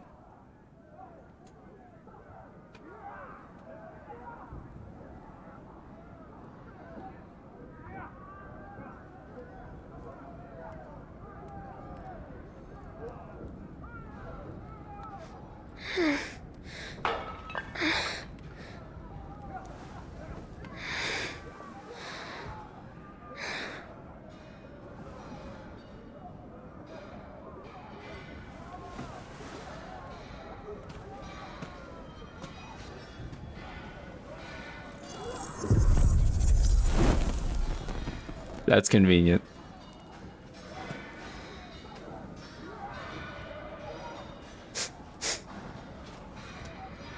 Is that...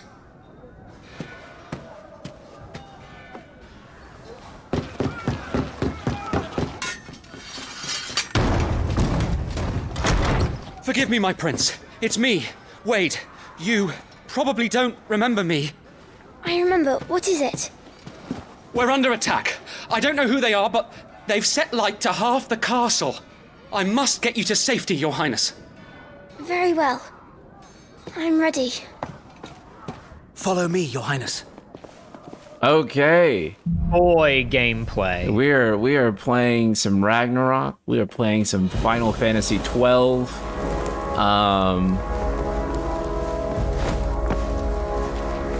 We're playing FF14 if you play Lalafell. I'm afraid so, Your Highness. We must hurry.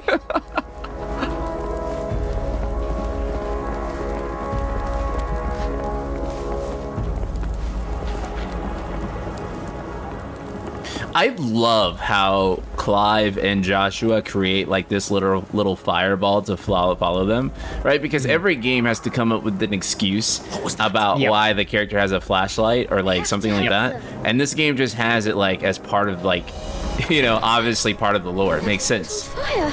They have a fire god inside of them, right? One of us. No. I must do my duty. So he's got hands here. If you look over there, he's got he can do like a crazy like little key blast on him, right? But he gets real tired. He gets real tuckered out after one blast. Yeah.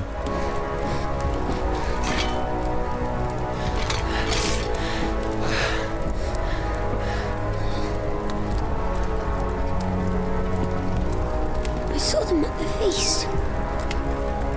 They were laughing. This is Sambra Quargab. Why would the Empire... We must find my father.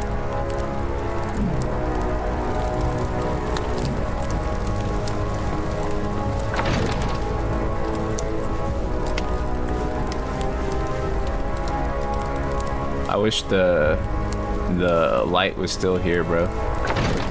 Garrett Whiskey says, interestingly, Joshua also knows Curaga, one of the highest tiered healing spells in the FF franchise. Right. Because he's Phoenix. He's Phoenix, right? And what is Phoenix, right? It's life and death. Right? It's rebirth. Yeah. So it's actually kind of interesting to me that we have two Final Fantasy titles whose core theme is rebirth, right? Kind of fascinating in that way. Do this. They're our allies. But you can also draw parallels, right? That since the Phoenix represents life, what does Ifrit represent, right? Because fire also can represent life and warmth. Yeah, I mean, didn't the dad say something about life and death a minute ago to Joshua? Right, exactly, right? But fire can also represent death and destruction, right? So there's a huge duality to fire where it can represent all of these different things. Look, Resident Arc is going to do a breakdown on this game, and they're going to explain it way better than we can. But no, I mean, just from a visual standpoint, obviously Phoenix represents something rising again, and while Final Fantasy plays with the, doesn't really stick to the actual mythical origins of many of the names that they borrow. At least within the context of Final Fantasy, Ifrit is like a devil guy. Yeah. He always looks pretty mean and spooky. Right, and Joshua is biblical. Literally Jesus, right? So I think... Well, not literally Jesus, but he is biblical. Yeah, not literally. It is the name in Hebrew is the same. Yeah, name-wise, the character is different. Yes, Joshua is not actually Jesus, but... He did knock down a big wall, though. Yeah. I can save him. Which is more than the Joshua in Vagrant Story did, so... And then here goes the Kiraga. Vagrant Story Joshua just kind of sat around, so this Joshua's he's already on the board. He's already got some kills. Don't worry, you're going to be all right. Yeah, I think he's got enough kills to call in a UAV at this point, actually. So he's doing pretty good for himself right now. I'll hold them off. You know what's gonna happen? He's gonna transform into Phoenix, and that's his actually y'all do know what's gonna happen because everyone's played this demo for me. But I think I could have called the scene.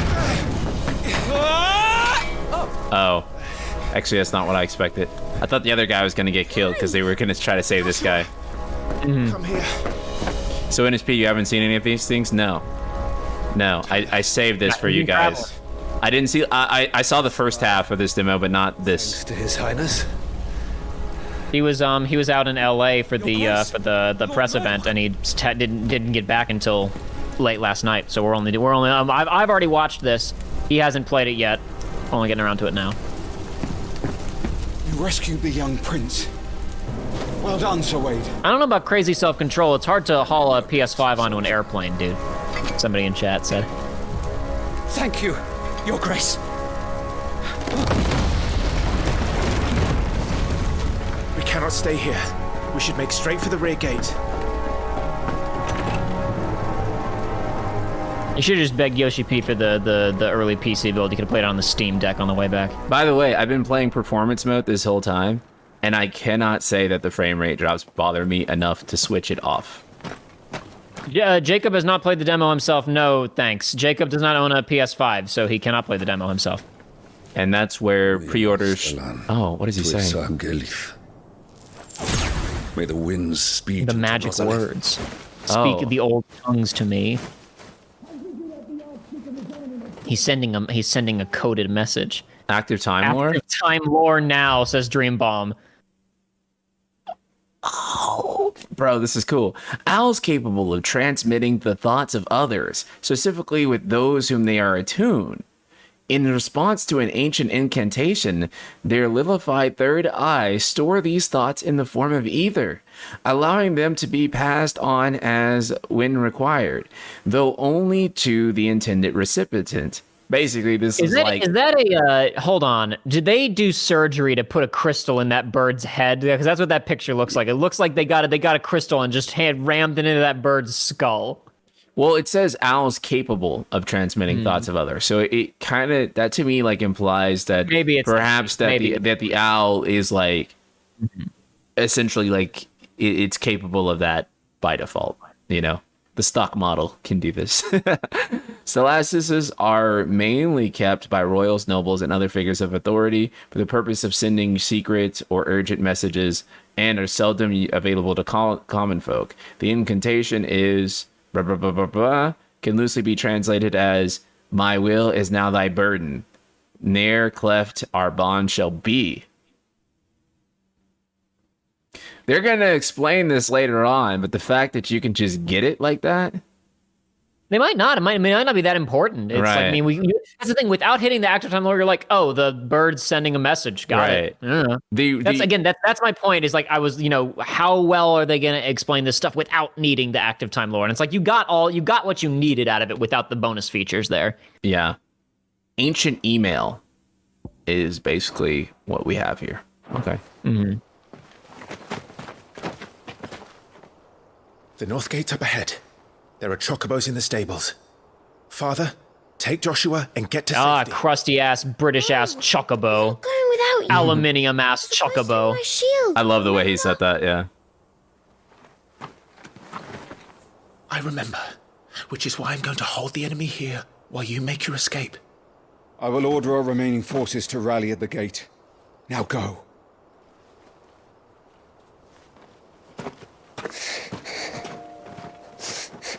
True Gamer H says, why would they give us an old build? Now people think it is the final build. Because old builds that do not contain the whole game can't be hacked.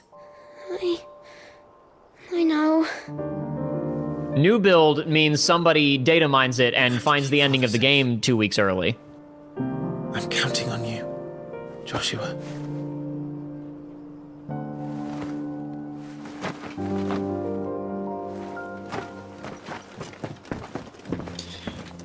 Every scene in this game is just so fantastically constructed, dude.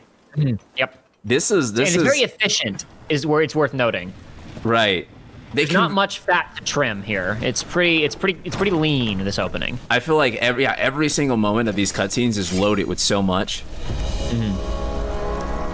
Oh, dude. This doesn't have quite the like the whole Matsuno loves super short cutscenes that are over in like 2 minutes thing, because there have been some longer cutscenes here, but it is still extremely efficient. It's not wasting a lot of time. Like, the only thing in this opening that could maybe be said, like if you were watching a non-video game, like, oh, maybe that mission to kill goblins wasn't like the most important other than demonstrating what the blight is, but it's a video game and it needs to teach you how to kill monsters, so it's fine. I just want to take a moment to say I have not felt this way about a Final Fantasy game quite like this in a long time. I mean, other than maybe like 14, right? But like on the single player side, dude, the vibes that I'm getting. This is like, I don't know, man. This is like how I felt about 6 or 7 or 10, like the first time I played those games. This is really emotional for me. This game's magic, man. Yeah, I think it's pretty good. I think the last time I felt this way about the scenes and the setup and the gameplay, like right out of the gate like this, I don't know, man. It's been a long time. This is magic, man. This game's magic. True Gamer H5 said, I really hope the performance is not bad on release. He did say we won't have a day one patch. Technically what they said is the game won't need a day one patch. There might be like a week 1 patch or week 2 patch, but the point is like they basically delayed it a little bit more to make sure the game was running really good on disc. There might still be some patches to clean things up a little bit. What they said was that they won't need. From what they've said, it's the game bumps to 60 when you are in combat, and when you're out of combat, it goes down to 30. Which I imagine just means, like, during combat, it's deprioritizing draw distance and other stuff because you're not noticing it because you're in combat. Yep. But honestly, as long as the frame rate's high while I'm in combat, I don't care. Like, if this stuff is 45, then, like, let it be 45. Like, that's not a big deal. Like, the stuff that I don't need 60 frames per second for is not 60 frames per second. I don't really care. But the stuff that I do need 60 frames per second for is 60 frames. So it's just... I'm really glad the cutscenes, they aren't putting them in 60. I gotta be honest with you, I don't really like how the cutscenes look in Remake in 60 frames per second, because again, it's all, the animation's all at 30 frames anyway, it's just interpolated up to 60. I'm not a fan of 60 frames per second cutscenes either. They always look weird, but I like 60 frames per second gameplay. I love The Hobbit. I love when Peter Jackson ruined movies by shooting it in 48 frames per second. Because it's gonna make it so much better, because it'll be like you're there. You take care of that spellcaster. And then he didn't make a Tintin sequel. Asshole.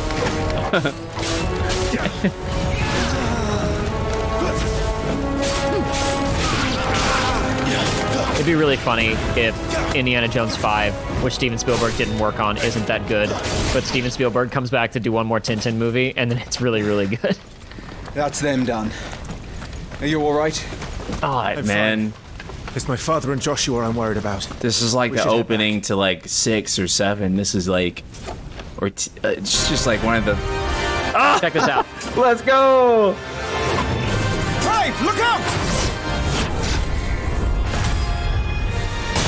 I don't know it well enough. I've seen several people saying that this is Justinian's voice actor. It sounds like Justinian. Making a little cameo. And you are the shield who was blessed by the Phoenix. Not that it will save you.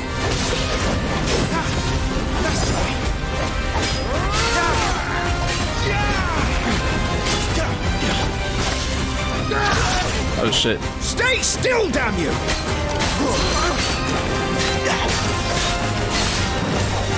Not quite.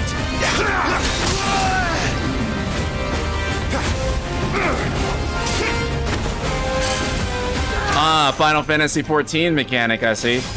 Yep.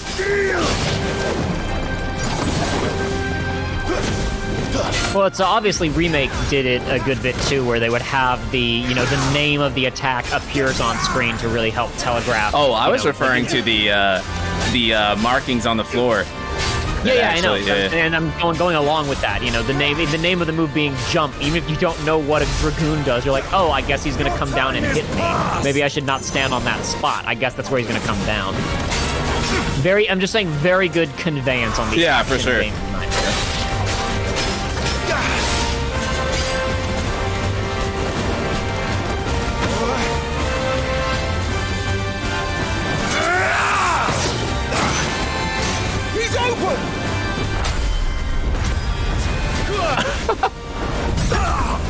Oh, man.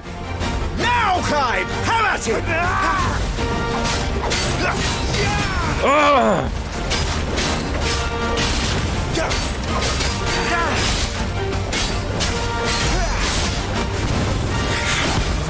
You're going to regret that, boy.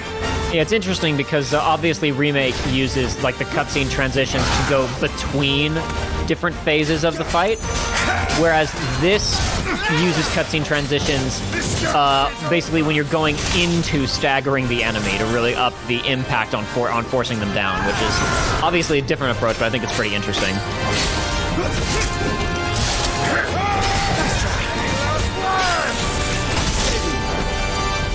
I love that you can't spam dodge, so I'm gonna have to like learn how to like actually do my precision dodges like consistently. That's exactly awesome. what I said. I bet they're gonna give you. I guess I was gonna say I bet they're gonna give you Titan early because he gives you the block. But then I was like, no, that's what the rings of timely whatever are for. It's if people can't figure it out, they can use those. Of course. I keep forgetting those are here.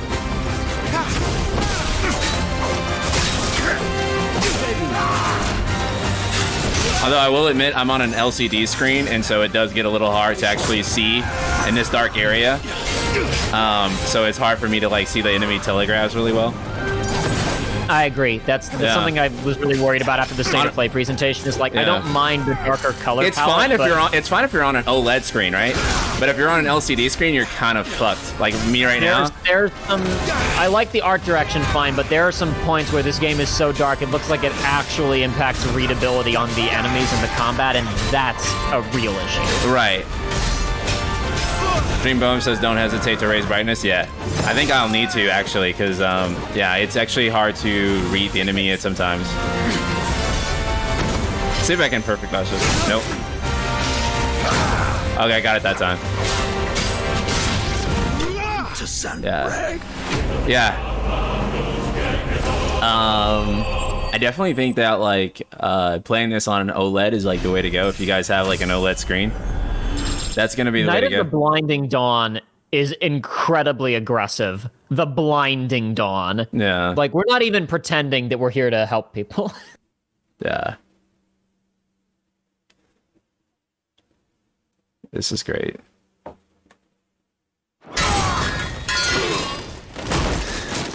I have an OLED screen, so that's probably what I'll play this on. So it's not a terribly big deal for me.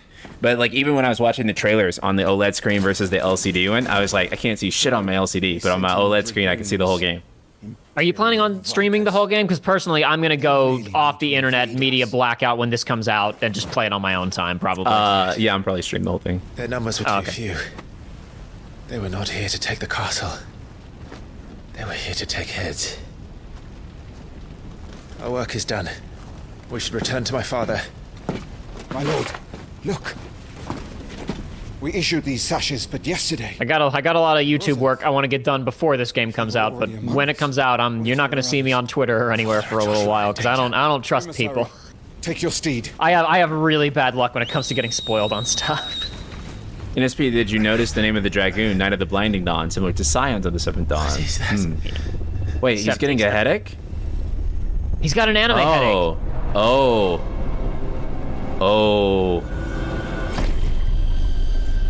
The Hooded Man.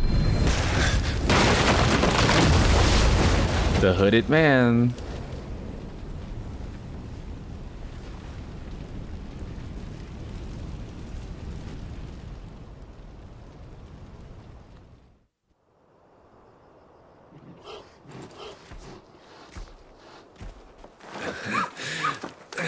Oh, you're all right. Thank goodness.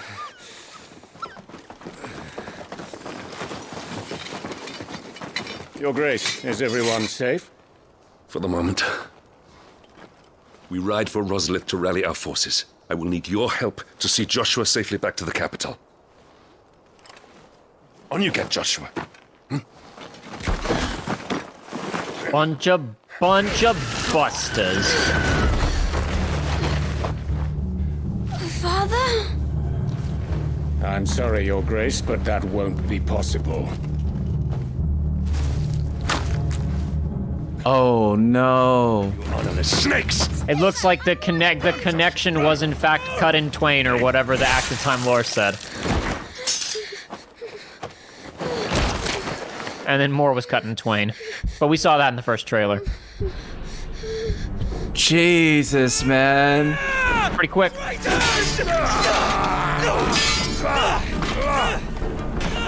Highness!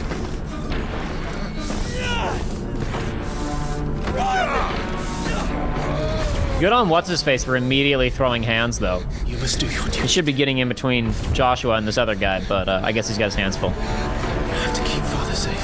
There's some haptic feedback stuff happening in the controller that's really cool right now. It's like you can feel Joshua's heart beating.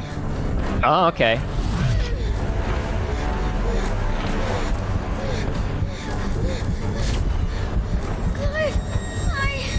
I'm counting on you, Joshua. Oh, fuck.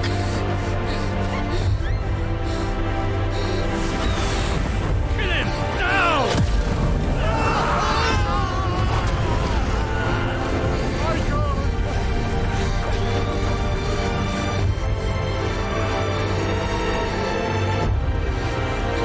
Phoenix.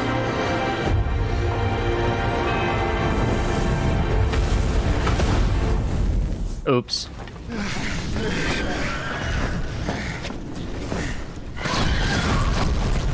Someone said a second ago, can this Jacob guy stop talking? Trouble is, I'm watching on this on a delay. I'm trying to time it so I'm talking when the characters aren't, but it's really hard because I'm like 5 seconds behind. Oh my God! Joshua! Stop this! He's lost control. I have to do something. I have to save him. No, my lord. Fall back. Climb!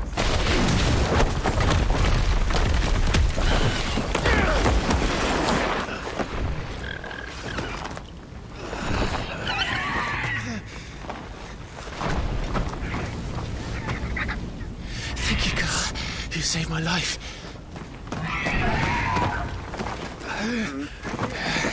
By the way, I was right. Get her on her feet and run. About what? The chocobo being on the ground. Old theory. I said that in like my first trailer analysis for this too. However, I think Ambrosia actually didn't die. I think Ambrosia's just gonna have a cool eye patch later. Oh, that makes sense. Punished Ambrosia. Oh, what is this? Come on! You're his shield. Do your duty. He's cloud strifing out right now. Exactly. He's got the anime protagonist headaches. It's real rough. It's really hard to ensure for these guys too. And speaking of Punished Snake, my favorite Metal Gear 5 character.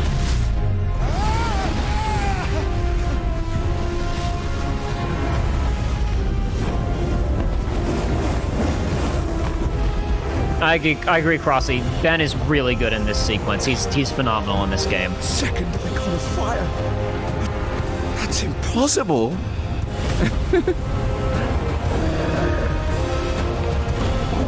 Gone.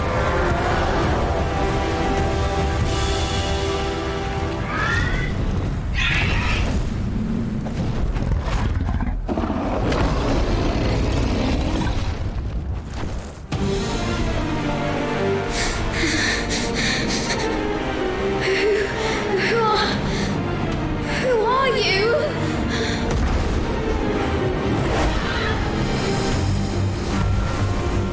Leave me alone.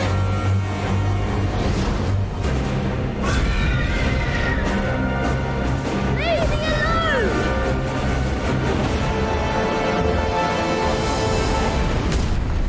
And here we go. Yep. Right back to the beginning.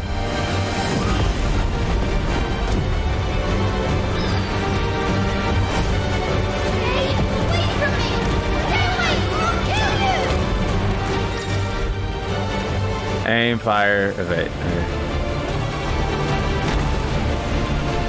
So what's the over-under Very- on this Panther Dragoon stuff being the stuff that Platinum Games helped out on? Yeah, I mean, this is very Nier Automata pilled, right?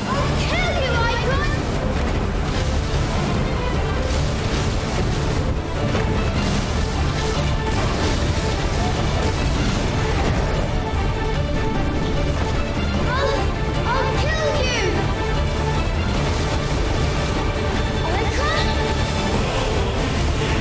Oh, that music! Let's go, Trent! Oh shit, I didn't dodge that.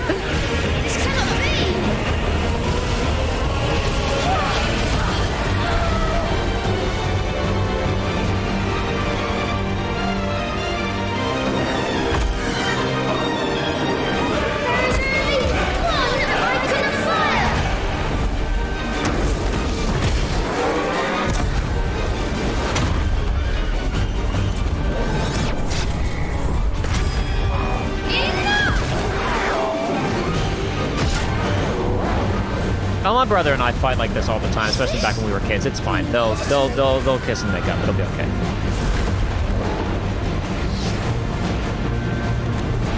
Whoa. Everything.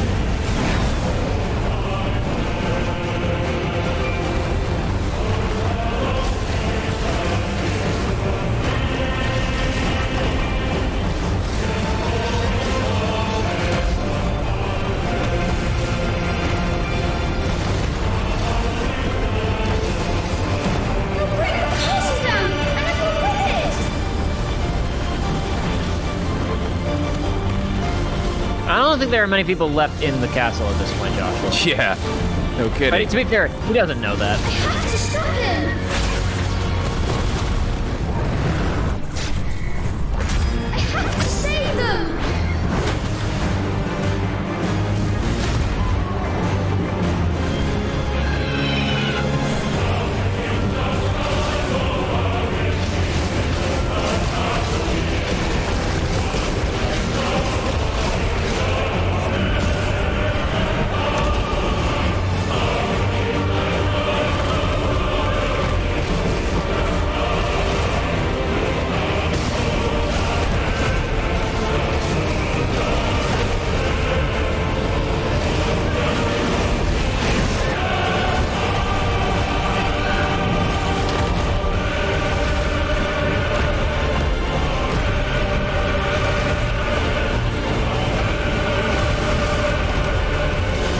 I think the way that he did just a second ago, I think during this sequence, it's when he really charges up and flashes with fire. That's when Ifrit's about to jump at you, and you got to be ready. Oh, okay, that makes sense.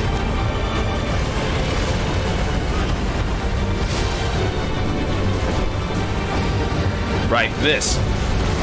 Okay, there we go. I made a promise to my brother.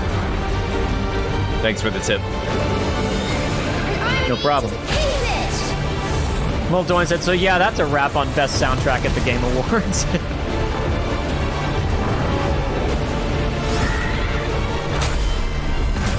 will do my duty.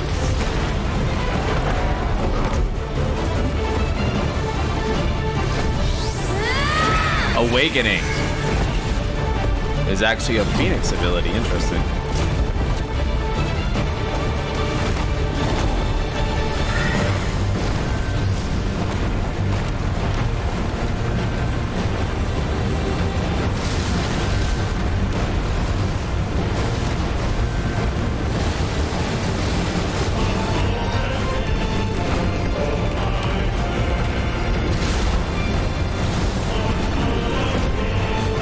God, this is such a stacked year. Sorry, think about Game Leader stuff. Dude, man.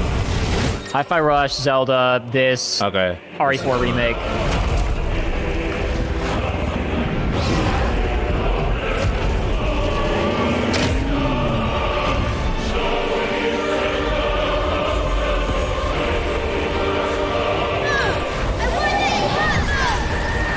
That's concerning.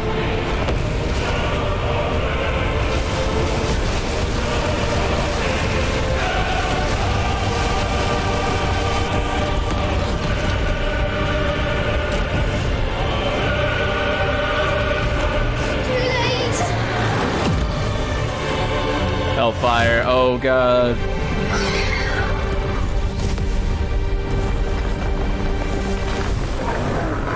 My flames may flicker, but they shall never die! Oh, get baited. You can't beat me, I'm simply too strong!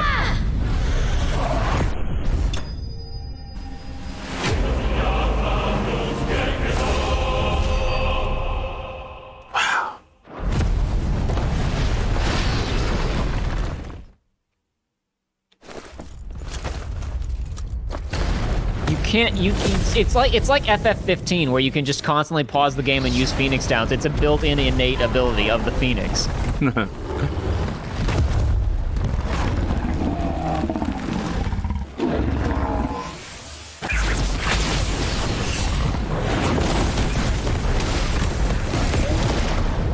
Until it is done. Don't stop. Keep shooting.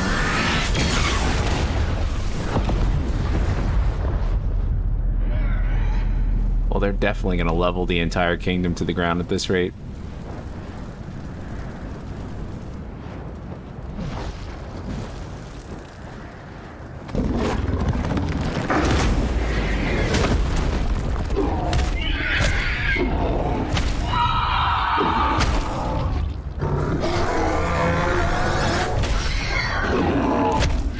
King Leaps, thank you for the 5 tier 1 gift subs. I appreciate it. This is not a very victorious moment. This is kind of terrible. Oh my god. Joshua. Stop it! Take your hands off my brother! Help me! Help me, Clive! Joshua! Stop it! Stop it! I swore I would protect him! Please! Please! Stop it!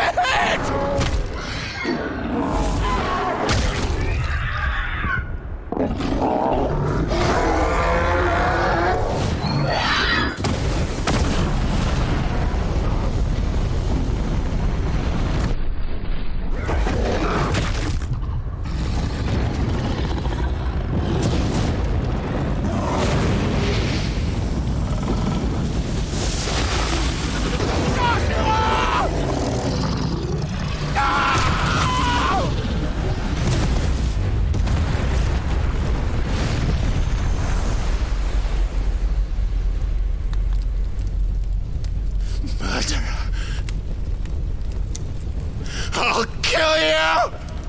I'll fucking kill you!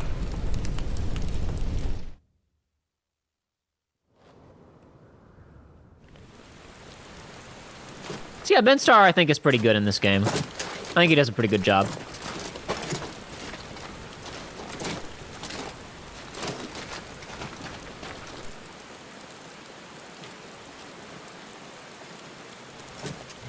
Please!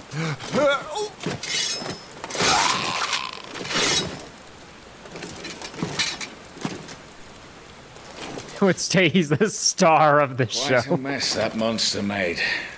Damn shame about the Phoenix, but can't be helped.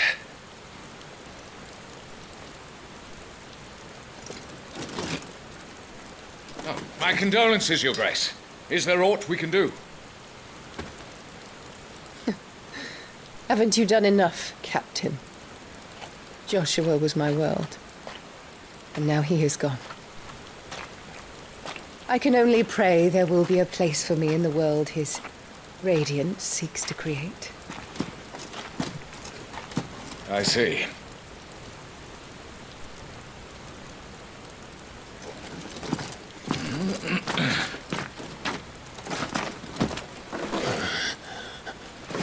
Your Grace, over here.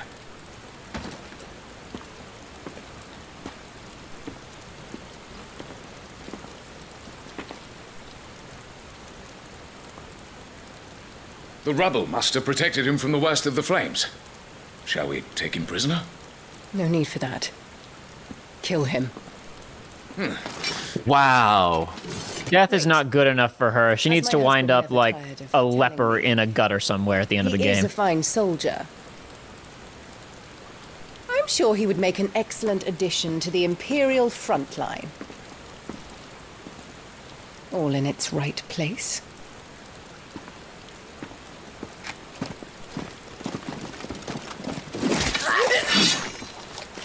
Take this one. Yo! Chin up, lad. You're going to be a soldier. Joshua. Active Time Lord? Okay. Oh, you barely snuck that in, dude. You had about 5 frames before the cutscene was gonna end. No, it's okay. Oh, it's too late, darn. Not the last time I'll play this, clearly. It is worth noting, because I've watched this a couple times now. It's quick, but she gestures to the soldiers to kill her handmaidens. She prompts them to do that. This is the best opening segment to a video game in a long time. I think it's pretty good.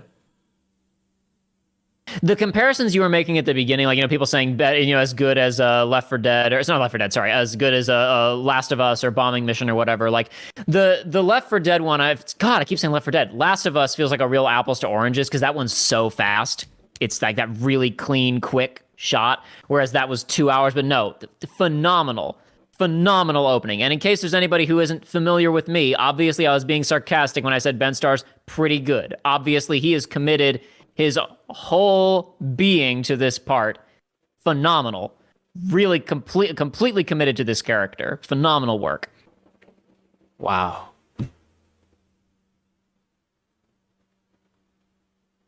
This is and that's the thing about this too, chat, is that this isn't just like, oh, that's like well voiced for like a Japanese game, like a good dub. This is just objectively a well acted game. Yeah, this is just a general good performance. Yeah, this is pretty. Yeah. I'm thinking about like the Starfield presentation the other day, which obviously I don't expect phenomenal voice acting from Bethesda games in general, but like the voice acting in Starfield was as good as Skyrim 10 years ago. Like, not much, it's about the same quality. This is phenomenal. And it's not just him. Obviously, we're zeroing in on him because he gives a very emotional performance at the very ending. Yeah. But everybody in this was doing a really good job. Yeah. Estinian showing up for 2 seconds to play a Dragoon was doing a good job. Great direction, great casting. Everybody seems totally committed to this, even bit players. Phenomenal work on that front. Holy shit, dude. Holy shit. I'm just trying to process what I just played. Combat, so phenomenal. I was wondering too, like, how much I'd like this game's combat system, because I wasn't like entirely like, I was sold on it, but I wasn't like 100% sure how deep I'd actually love this game's combat system.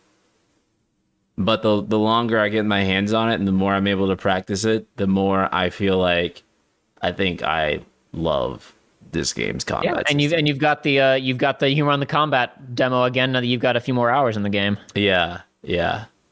I am so ready, bro. I am so ready.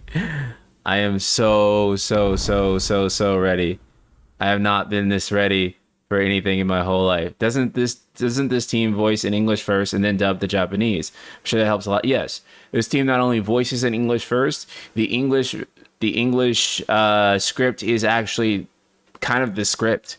So basically the way their process works is that Mahiro will write out what he wants. He will then present that to Koji Fox, and then Koji Fox will then adjust the script for English. And then what happens is that the version that Koji adjusts to English becomes the version that becomes the actual script. So then what happens is that after Mahiro and Koji agree on what the script is, once it's been finalized in English, the English version then gets translated back into Japanese. Hence, the Japanese version of this game, despite being a game written by a Japanese person, is actually a Japanese dub and not the other way around. So this is, and if you go look at Japanese runs of the demo, the lip sync hasn't been redone. Like, it was performed in English first. It was mocapped in English by Ben Starr and the other actors. Facial capture in English. And then obviously, because motion capture and facial capture need a lot of work to actually look good, then animated to the English performances. Right. That isn't, and it should be noticed, and someone said the team. I don't think they do that on 14. That is a new thing they're doing for this game. So I don't think it's the team that does this.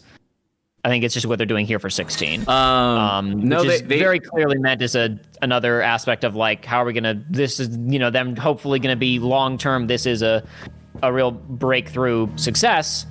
Going to be cutting down on some of the ew Japanese game I don't like that some normies complain about. Right. I feel like they do something like this for 14. I think that for 14, it's just not necessary because they don't have to worry about lip sync or timing because they have. That's true. Obviously, it's Koji's involved because he works with the rest of the team, so I think he probably contributes to some of the creative decision making. But the main thing is that because it's all just text boxes, they don't have to worry about timing, which is why the localization of that game is so good. Right. Because they just there's no we have to fit the length of the line to the length of the Japanese line. No, they just let the characters talk for as long as they need to because the scene doesn't proceed until you hit X. Which is why Baby Seal. 14. Thank you for the raid at 56. All right, let's do this fight again, technically, because I did it before. One of our sentries has failed to report, milady. Your orders? Yeah, the little for anybody who hasn't seen this demo yet, the little text that came up. This is a combat demo that's included with this, and it said this is back in the future, shortly after the sequence of events we saw at the very beginning. Clive has teamed up with a guy named Sid, and they're looking for somebody who they think is in this castle. For me, after all. Right. So you don't get the castle exploration part. You can skip any cutscenes if you want. Yeah, I think we probably should skip. Because we've seen these scenes. We've seen these scenes before. We've seen them 1,000 times. Also note that I'm probably going to bounce in just a minute here. Okay. Unless you run through the combat stuff by yourself. But just note, I'm pretty sure that a couple of the timely accessories are on by default when you boot this, so you may want to turn those off or leave them on. I don't know. That's up to you, obviously. But. That's cool. That's actually just like the thing. Just let me know when you bounce because I have to reset my camera. No, I guess we'll just do it now. That'll be easiest before you actually get into this. Okay. Thanks again for having me on, but I will let you have your show back. All right, thank you so much, man. I'll try to have the video up on YouTube as well. So for anyone who missed that part, you'll be able to catch the VOD of that on YouTube. So, all right, thank you so much for being here, Jacob. See you guys next time. Thanks so much for having me on, man. All right, later, man. Let's get fucking into it, man. Let's get fucking into it. I love how this is basically 2 demos, right? It's a nice trick that they actually give us. You'll have to teach me sometime. Like, it's basically the demo of like the opening of the game, and they're like, oh yeah, by the way, you're also gonna get. Isn't it technically 3? Oh, I got the rings on? Oh, okay, that's right. We're supposed to take the rings off. Oh, fuck. Actually, onto him. Yeah, and then we'll do the rings. I think there's only one other accessory you can equip anyway. Oh wait, supposed to be two. I mean, badge of metal and badge of might. Yeah, there we go. We should start with the dungeons. They may be holding the bearers there. Sound plan. As long as we keep ourselves on this side of the bars. In here. They're all empty. Check abilities as well. Oh, I get a fuck ton of points. Okay, see, this is something I didn't know about during the demo, right? I mean, the first demo that I played. Wow, is precision dodge not even, like, on by default? That's crazy.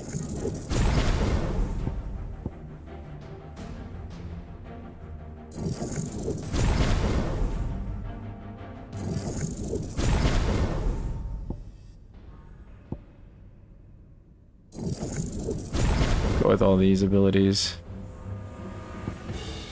Those are all too much. Is there anything we can upgrade? Oh, we can use that. And? You gonna give up? Sid, this gate. Need some help.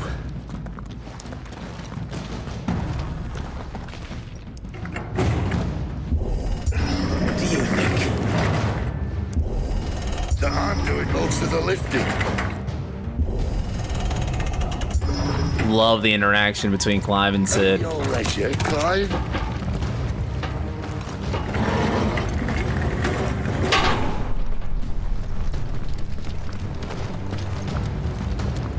So refreshing to have an FF Pro tag not be a teenager. Yeah, for sure.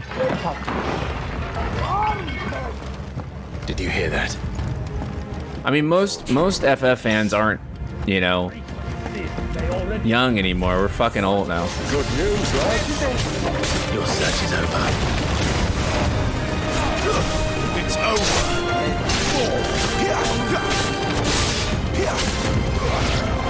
Stay down.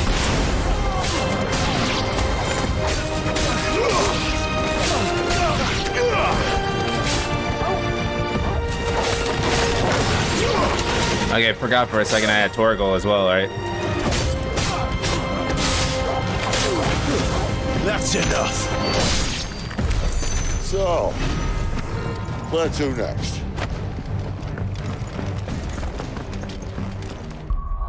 I feel like, but definitely a game that needs to be played on an OLED screen, because Jesus, man, you try playing this on an LCD. This door only leads to more royalists. We'd better find another one. Take your pick.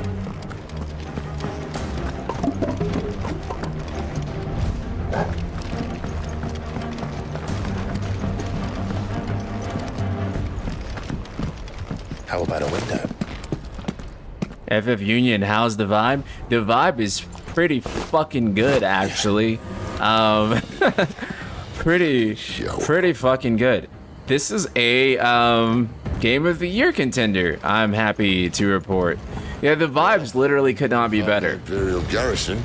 And now I'm not embarrassing myself as I play this. Oh shit. I actually can play.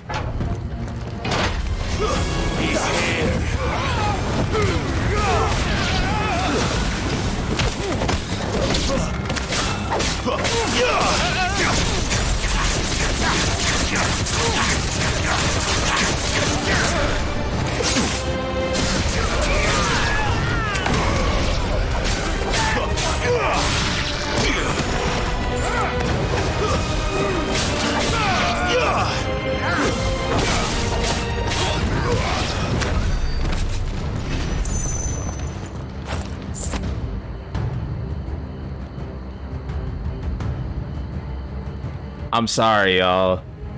I'm sorry, y'all. I can't go back to turn-based. I'm sorry. I'm sorry. I'm sorry. I'm sorry. I love turn-based. I do. I do. I'm going the wrong way, I think. This area is kind of confusing in how it's designed. Okay, no, I'm going the right way.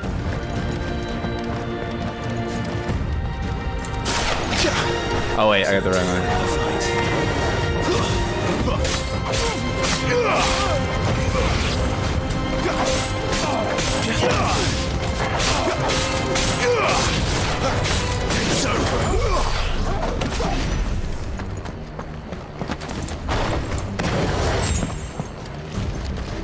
Fuck, man. Yeah, actually, okay, so here's my feeling so far, right, between FF7R and FF16's combat. My feeling is that I feel like FF7R is more of what I expect from like Final Fantasy and like what I like from Final Fantasy gameplay wise, and I think that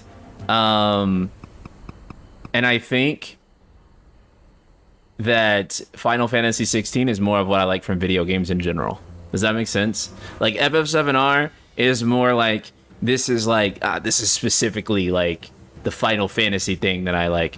But like I feel like with like 16, like this is just like what I enjoy about video games overall. If that makes sense. Dream Bum, thanks you for the tip on adjusting the screen brightness, and everyone else who suggested it. I can see a lot more now on my LCD. But I'm definitely playing this game on an OLED, so not gonna be an... Oh, I'm not safe. Garuda, lend me your strength! Soil and stone!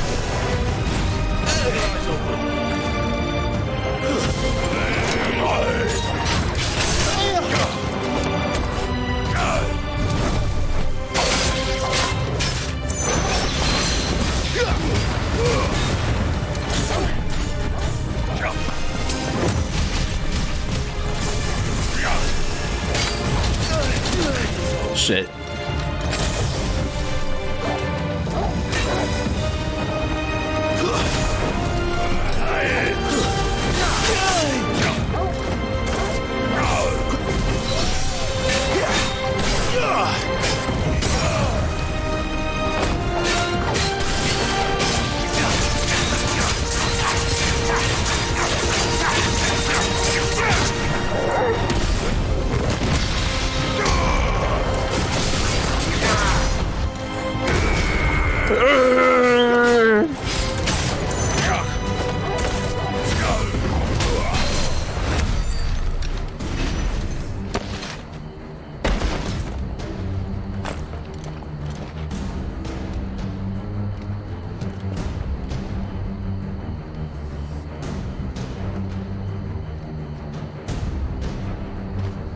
I ain't going back.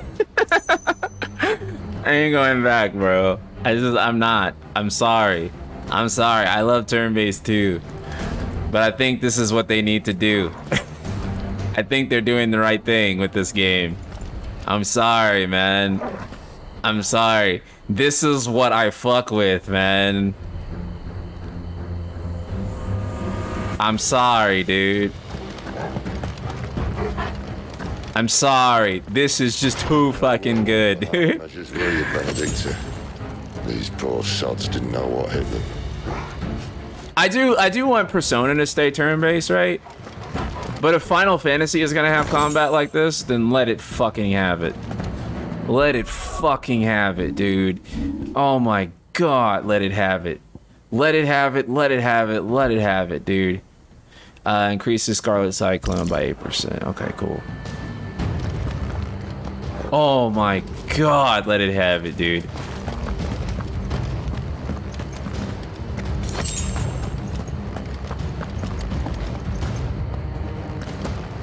The alarm. All this bloody running. After them. I do wish there was a dash button. There doesn't seem to be one. Well guard. Seems they were expected. You don't say.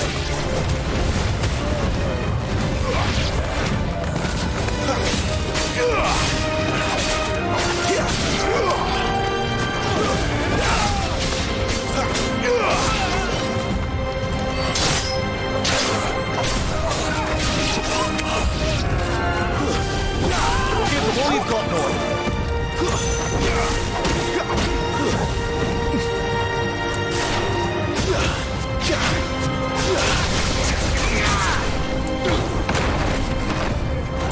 Wake wins. Oh wait, wrong one. It does take some time to get used to like switching between the icons, but once you do, and you start doing those combos, man. Don't let them get away. Stay down. Back to the traitor! Soil and stone. There, boy.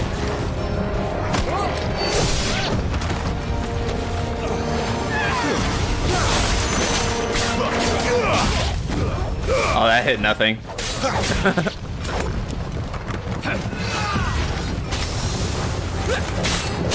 Give them all you've got, boy.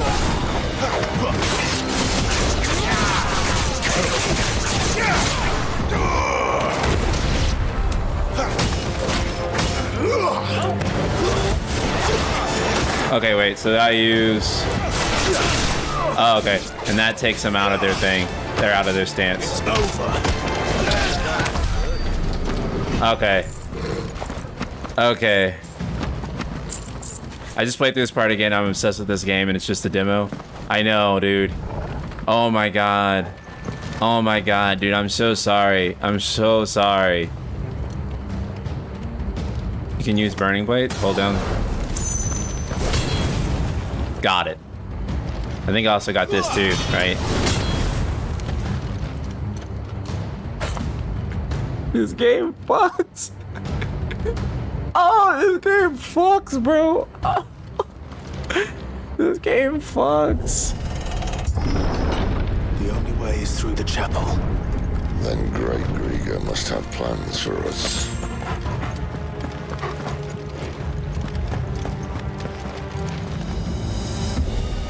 Now again, we are going to skip some of these cutscenes because we've all seen them. We've all seen them 100 times. So, well, at least I have. So I already know them. There's nothing to react to there. I just want to get to the fight. Well, Sid. Oh, wrong one. He's just not three against one. There, boy.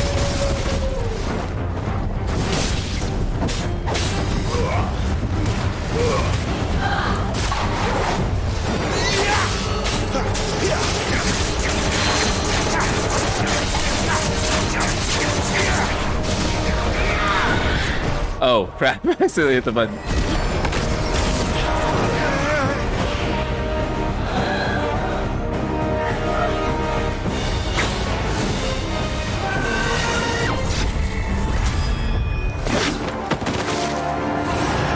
Shinigami, thank you so much for the raid. How's it going, man?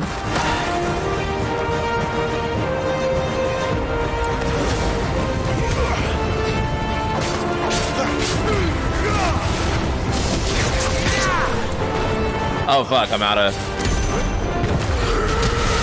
Like, managing your cooldowns does get like a little challenging after a while. So... Gosh, thank you for the tier 1.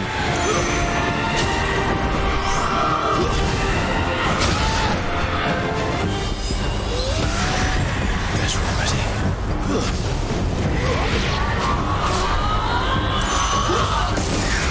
She doesn't look happy, Torgal. Come on.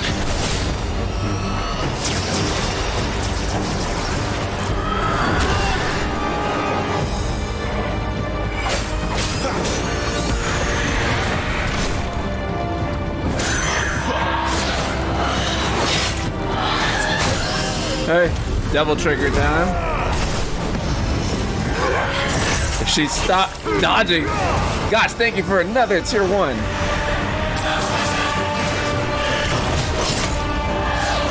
That was a waste of my devil trigger, man. Actually, let's see something. Oh, I didn't mean to do that. Oh, wait. I thought Deadly Embrace, like, grabbed him, didn't it? I guess not. She can do that. That's really interesting.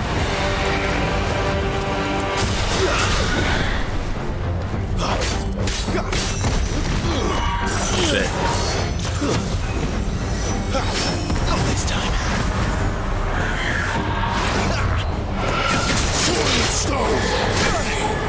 Let's see.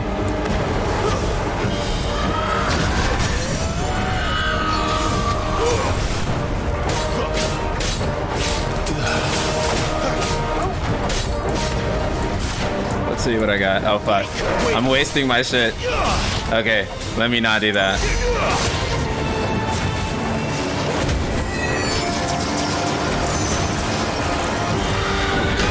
Shit. Too slow. Keep your distance, boy.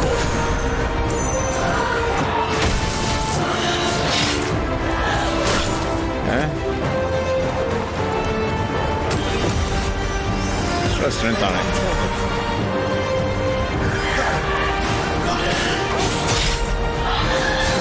Limit break gauge is full. Let's get that fucking...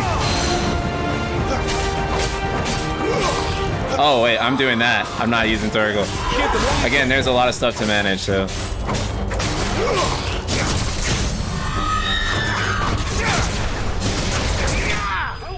Oh.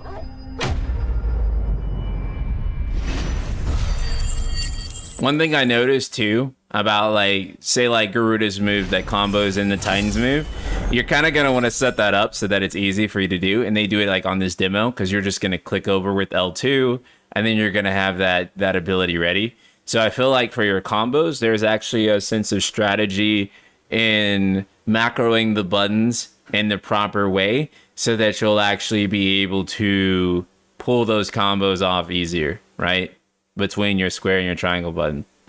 So, and the way they have that set up is like really easy to do because you can do it in like, you can just hit L2 in between the two. OV Royal, thank you so much for the tier 1.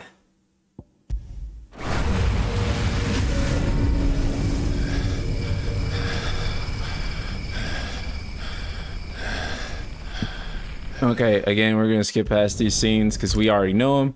We've seen them. We've been sitting on them for months now, actually, at this point. We rewatched them a ton of times. You guys have seen them playing looped in my videos. You saw them yesterday on stream. You've seen them when you played the demo yourself. Susie, hello, my IRL best friend. How are you doing?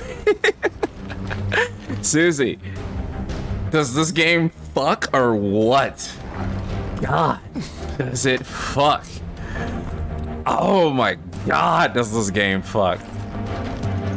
Gosh, thank you to the tier 1 for the Sphere Hunt here. Oh my God, dude. Like, what'd you think of like the story part of the demo, Susie? I didn't know you were streaming. I sent an excitement message. Okay. We'll chat after. We'll chat after this stream. Cause I gotta talk to you about like what you thought about this. Cause oh my God, man. She must be here somewhere. Oh my God. Oh my God. And now that I really got down icon switching too, and doing it and like figuring out some combo stuff, I'm like,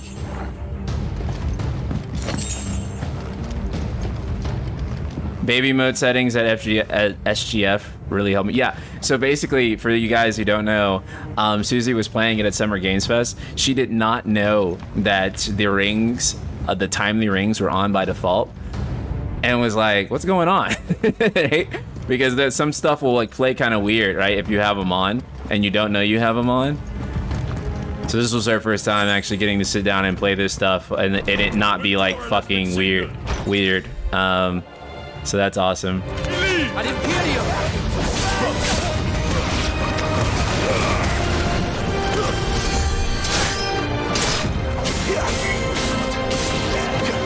Where's the caster? Oh, okay.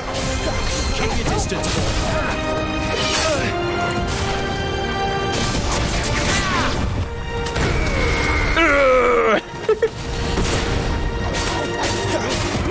My wounds, boy.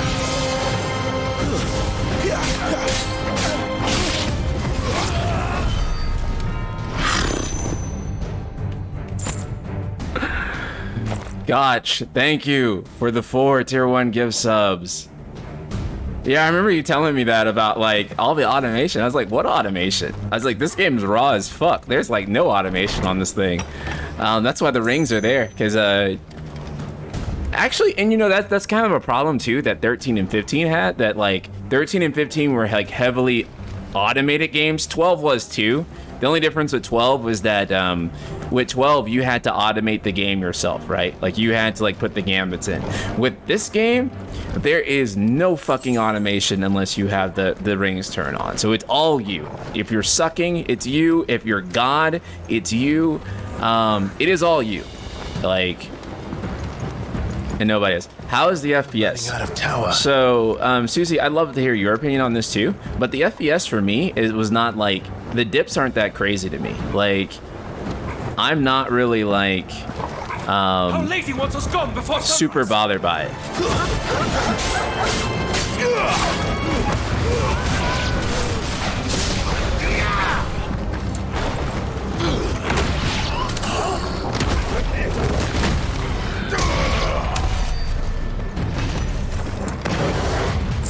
The iconic style system. Is the game's combat always 60 FPS? Yeah, for the most part. I think performance mode is literally my only issue with the game, but it's not a game killer. Probably something that they'll fix over time, right? And something that the PC version of the game will like 100%, like there's no way it won't fix. So it's not like the game is like, you know, this is like the version of the game forever, right? So it's just like, you'll have to pick it up again on PC. But other than that, like...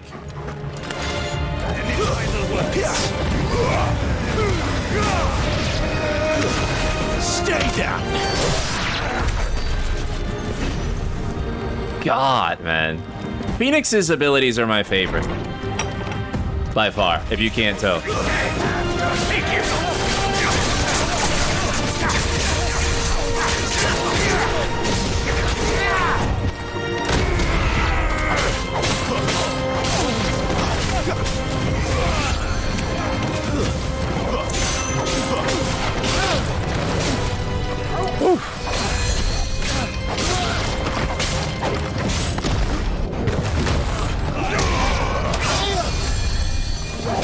Give them all you've got, boy. Don't let them get away.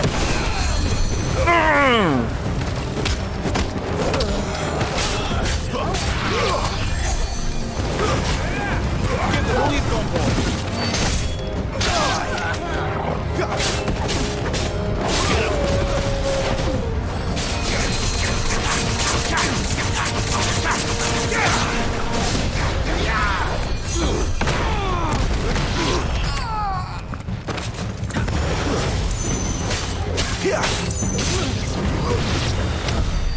She better not have flown away. We're gonna have to do a massive 5-person podcast when this game comes out. Yes, we are. Holy shit. Yes, we are. I cannot fucking wait. I cannot fucking wait.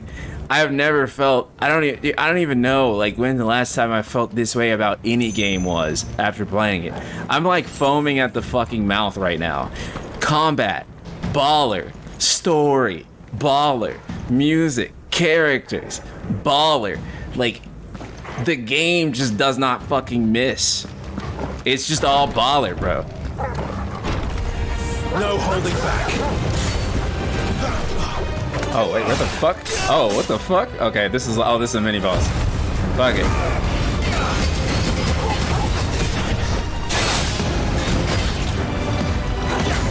I also kind of like that there aren't elemental bosses or like elemental bonuses in the game. I know that like for some FF fans that's kind of like a deal breaker, but like for me, I honestly kind of feel like it allows me to combo more in the way that I want to. which I get, you know, that some people don't understand that, but like, yeah, I just want a combo in the way that I want to, right? Keep your distance, boy.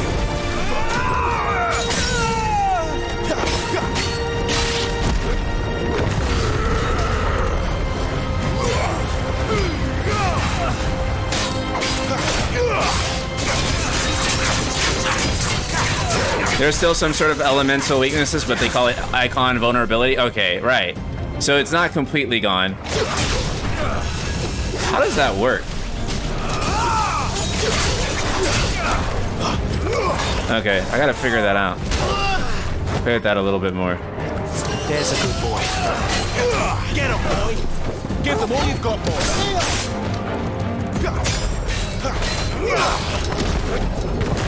Give you this satisfaction.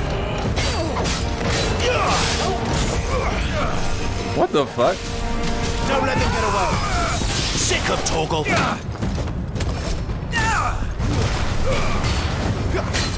Keep your distance, boy. Okay, I got a little sloppy there toward the end, but still good. Still good.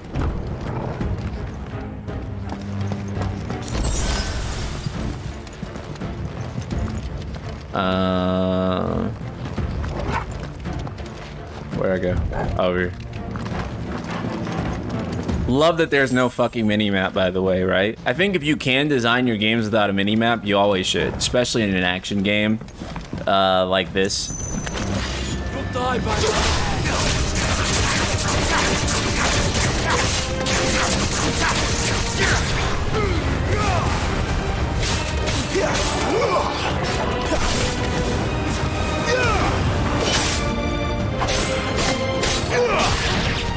Give them all you've got, boy.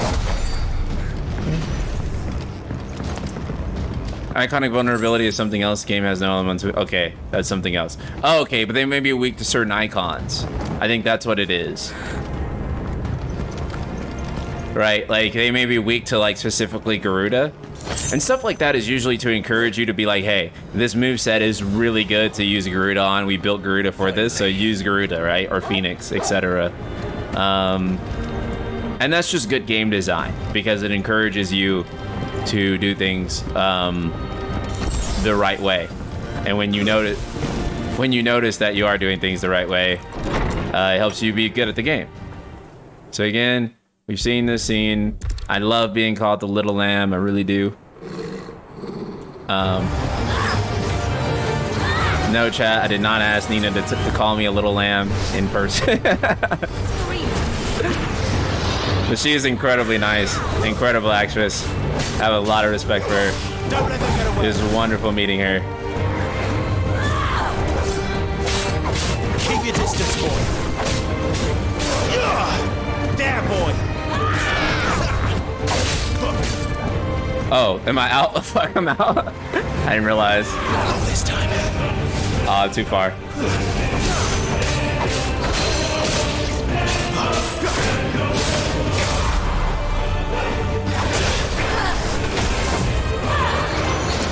Too slow. Flames to me. Oh shit. Don't let them get away.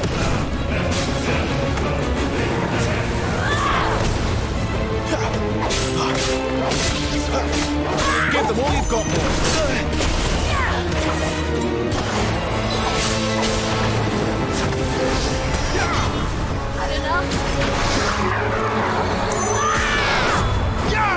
Oh god.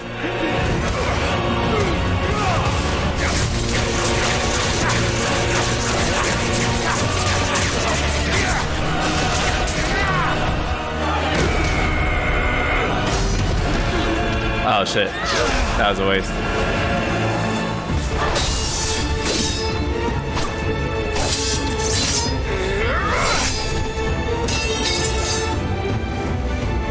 Boy, this game fucks, dude. Won't ask again. I'm pregnant.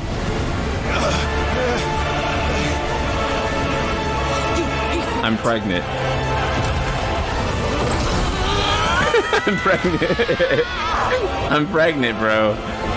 I'm pregnant. I don't know what else to tell you guys, man. I'm pregnant.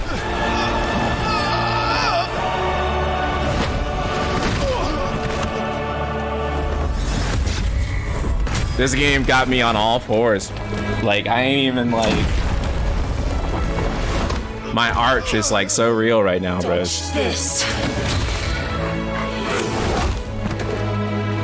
I'm also glad to show you guys that I'm not completely incompetent in action games, because we had some weird moments, like when I was playing on stage. I was just too nervous. But now that I can sit here and focus and actually play the game,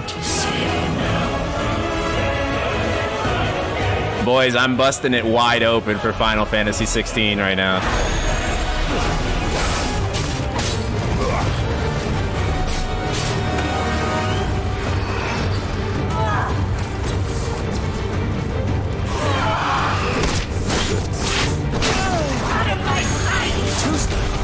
Too slow. Recover some health real quick. Or fucking not, you know, because I'll just...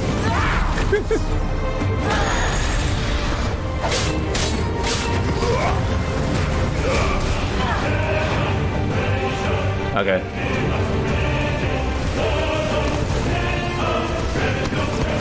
The soft lock on this game also works really well, although you can also hard lock.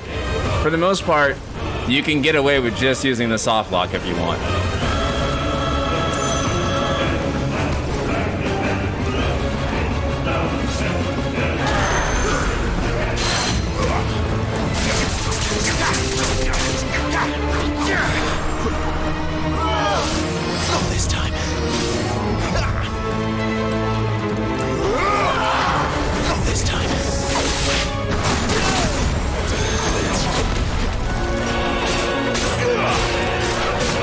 Oh fuck, I'm out.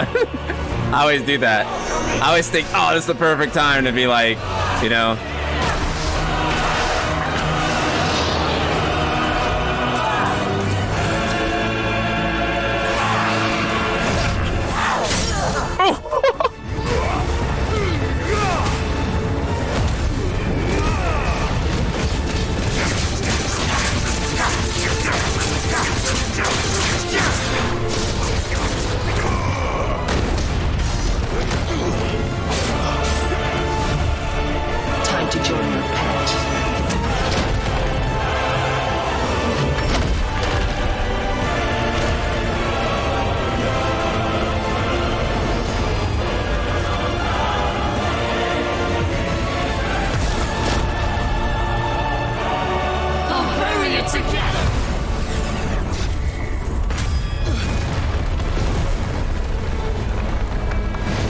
Game of the fucking year. Stay down. Game of the fucking year, man.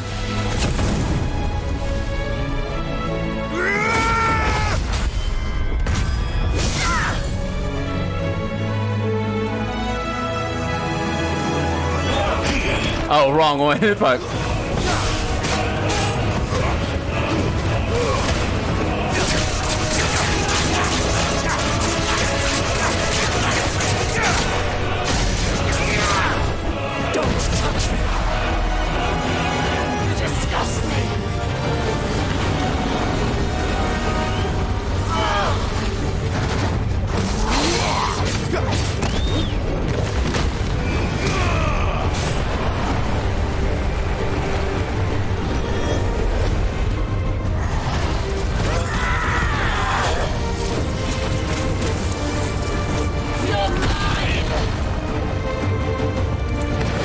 Oh shit.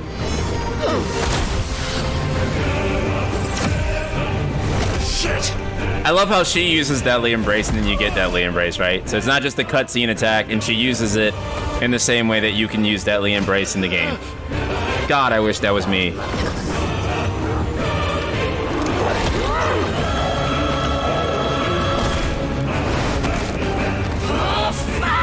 Zelda's adventuring, like exploration, can't be topped, right?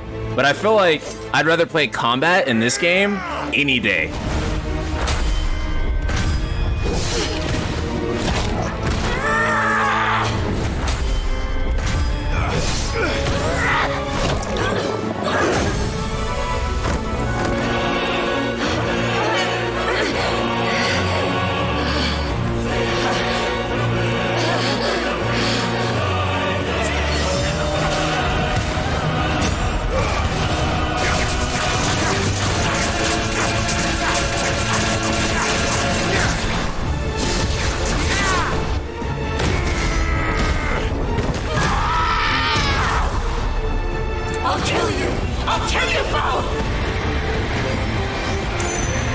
Come on, Benny.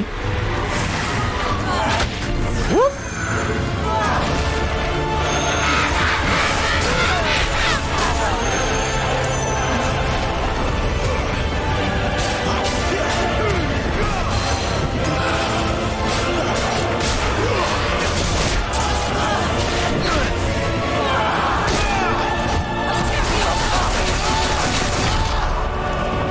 Ooh, I got a little too reckless. All right, let's finish it. Or she can fucking fly around and dodge my DT. I know I have to stop calling this a devil trigger. I do. It's a force of habit.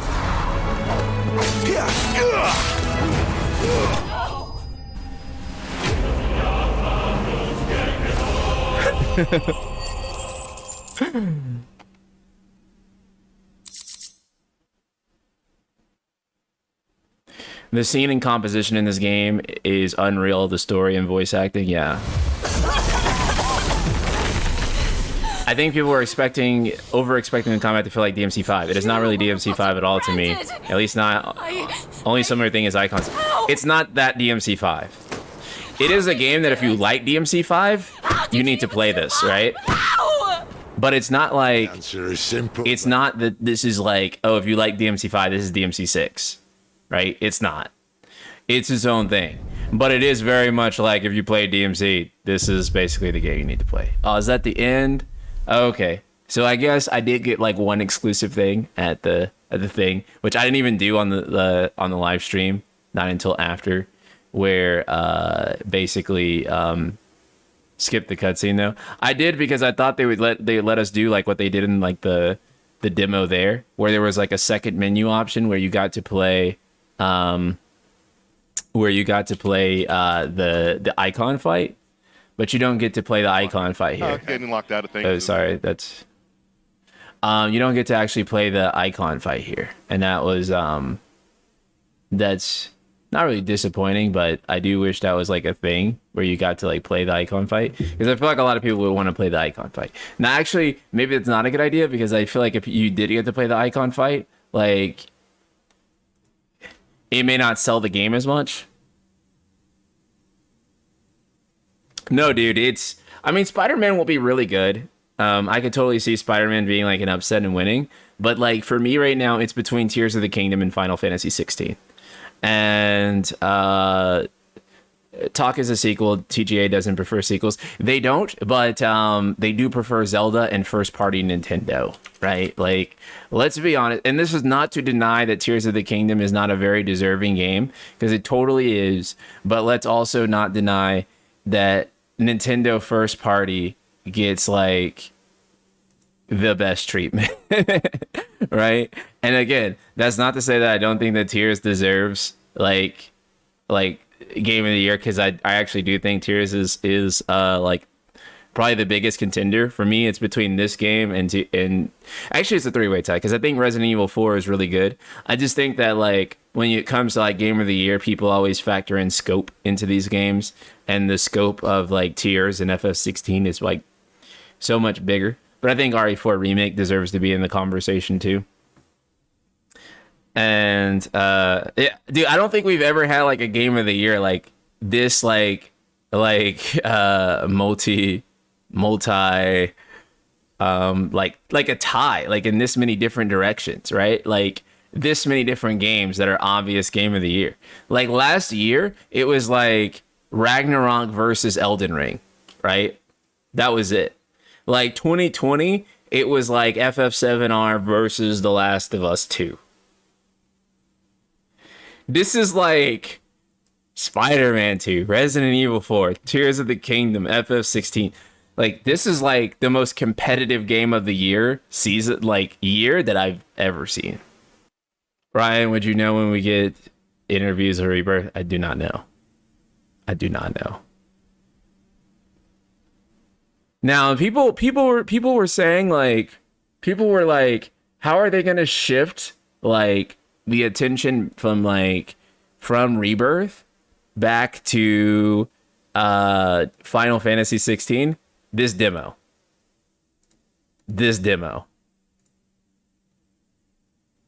this demo, right? Because people were like, oh, they can't talk about Rebirth because Rebirth will steal away from Final Fantasy XVI. Guess what fucking happened actually, though? Rebirth and Final Fantasy XVI are coexisting right now. And after this demo, people are like peak excited for both. They knew what they were cooking. I never got yeah, exactly, right? Like, don't let Twitter deceive you that people can't be excited for two things. They can be. Most people are multifaceted enough. Most human beings are multifaceted enough to like two things and not pit them against each other like a fucking dogfight. Most human beings are intelligent and well-versed enough to know that there's two things and we can love both of them and it's not a big deal. But dude, even greater than that is that it's kind of a disillusion to view Final Fantasy XVI and Rebirth as two different things. They're actually just one thing, and it's called Final Fantasy. Could you fucking believe that, actually? It's really just one thing, actually. It's actually just one series called Final Fantasy, and you're getting two of them in less than a year. It's almost like, you know, shut the fuck up and enjoy living, enjoy life, because it's so good right now.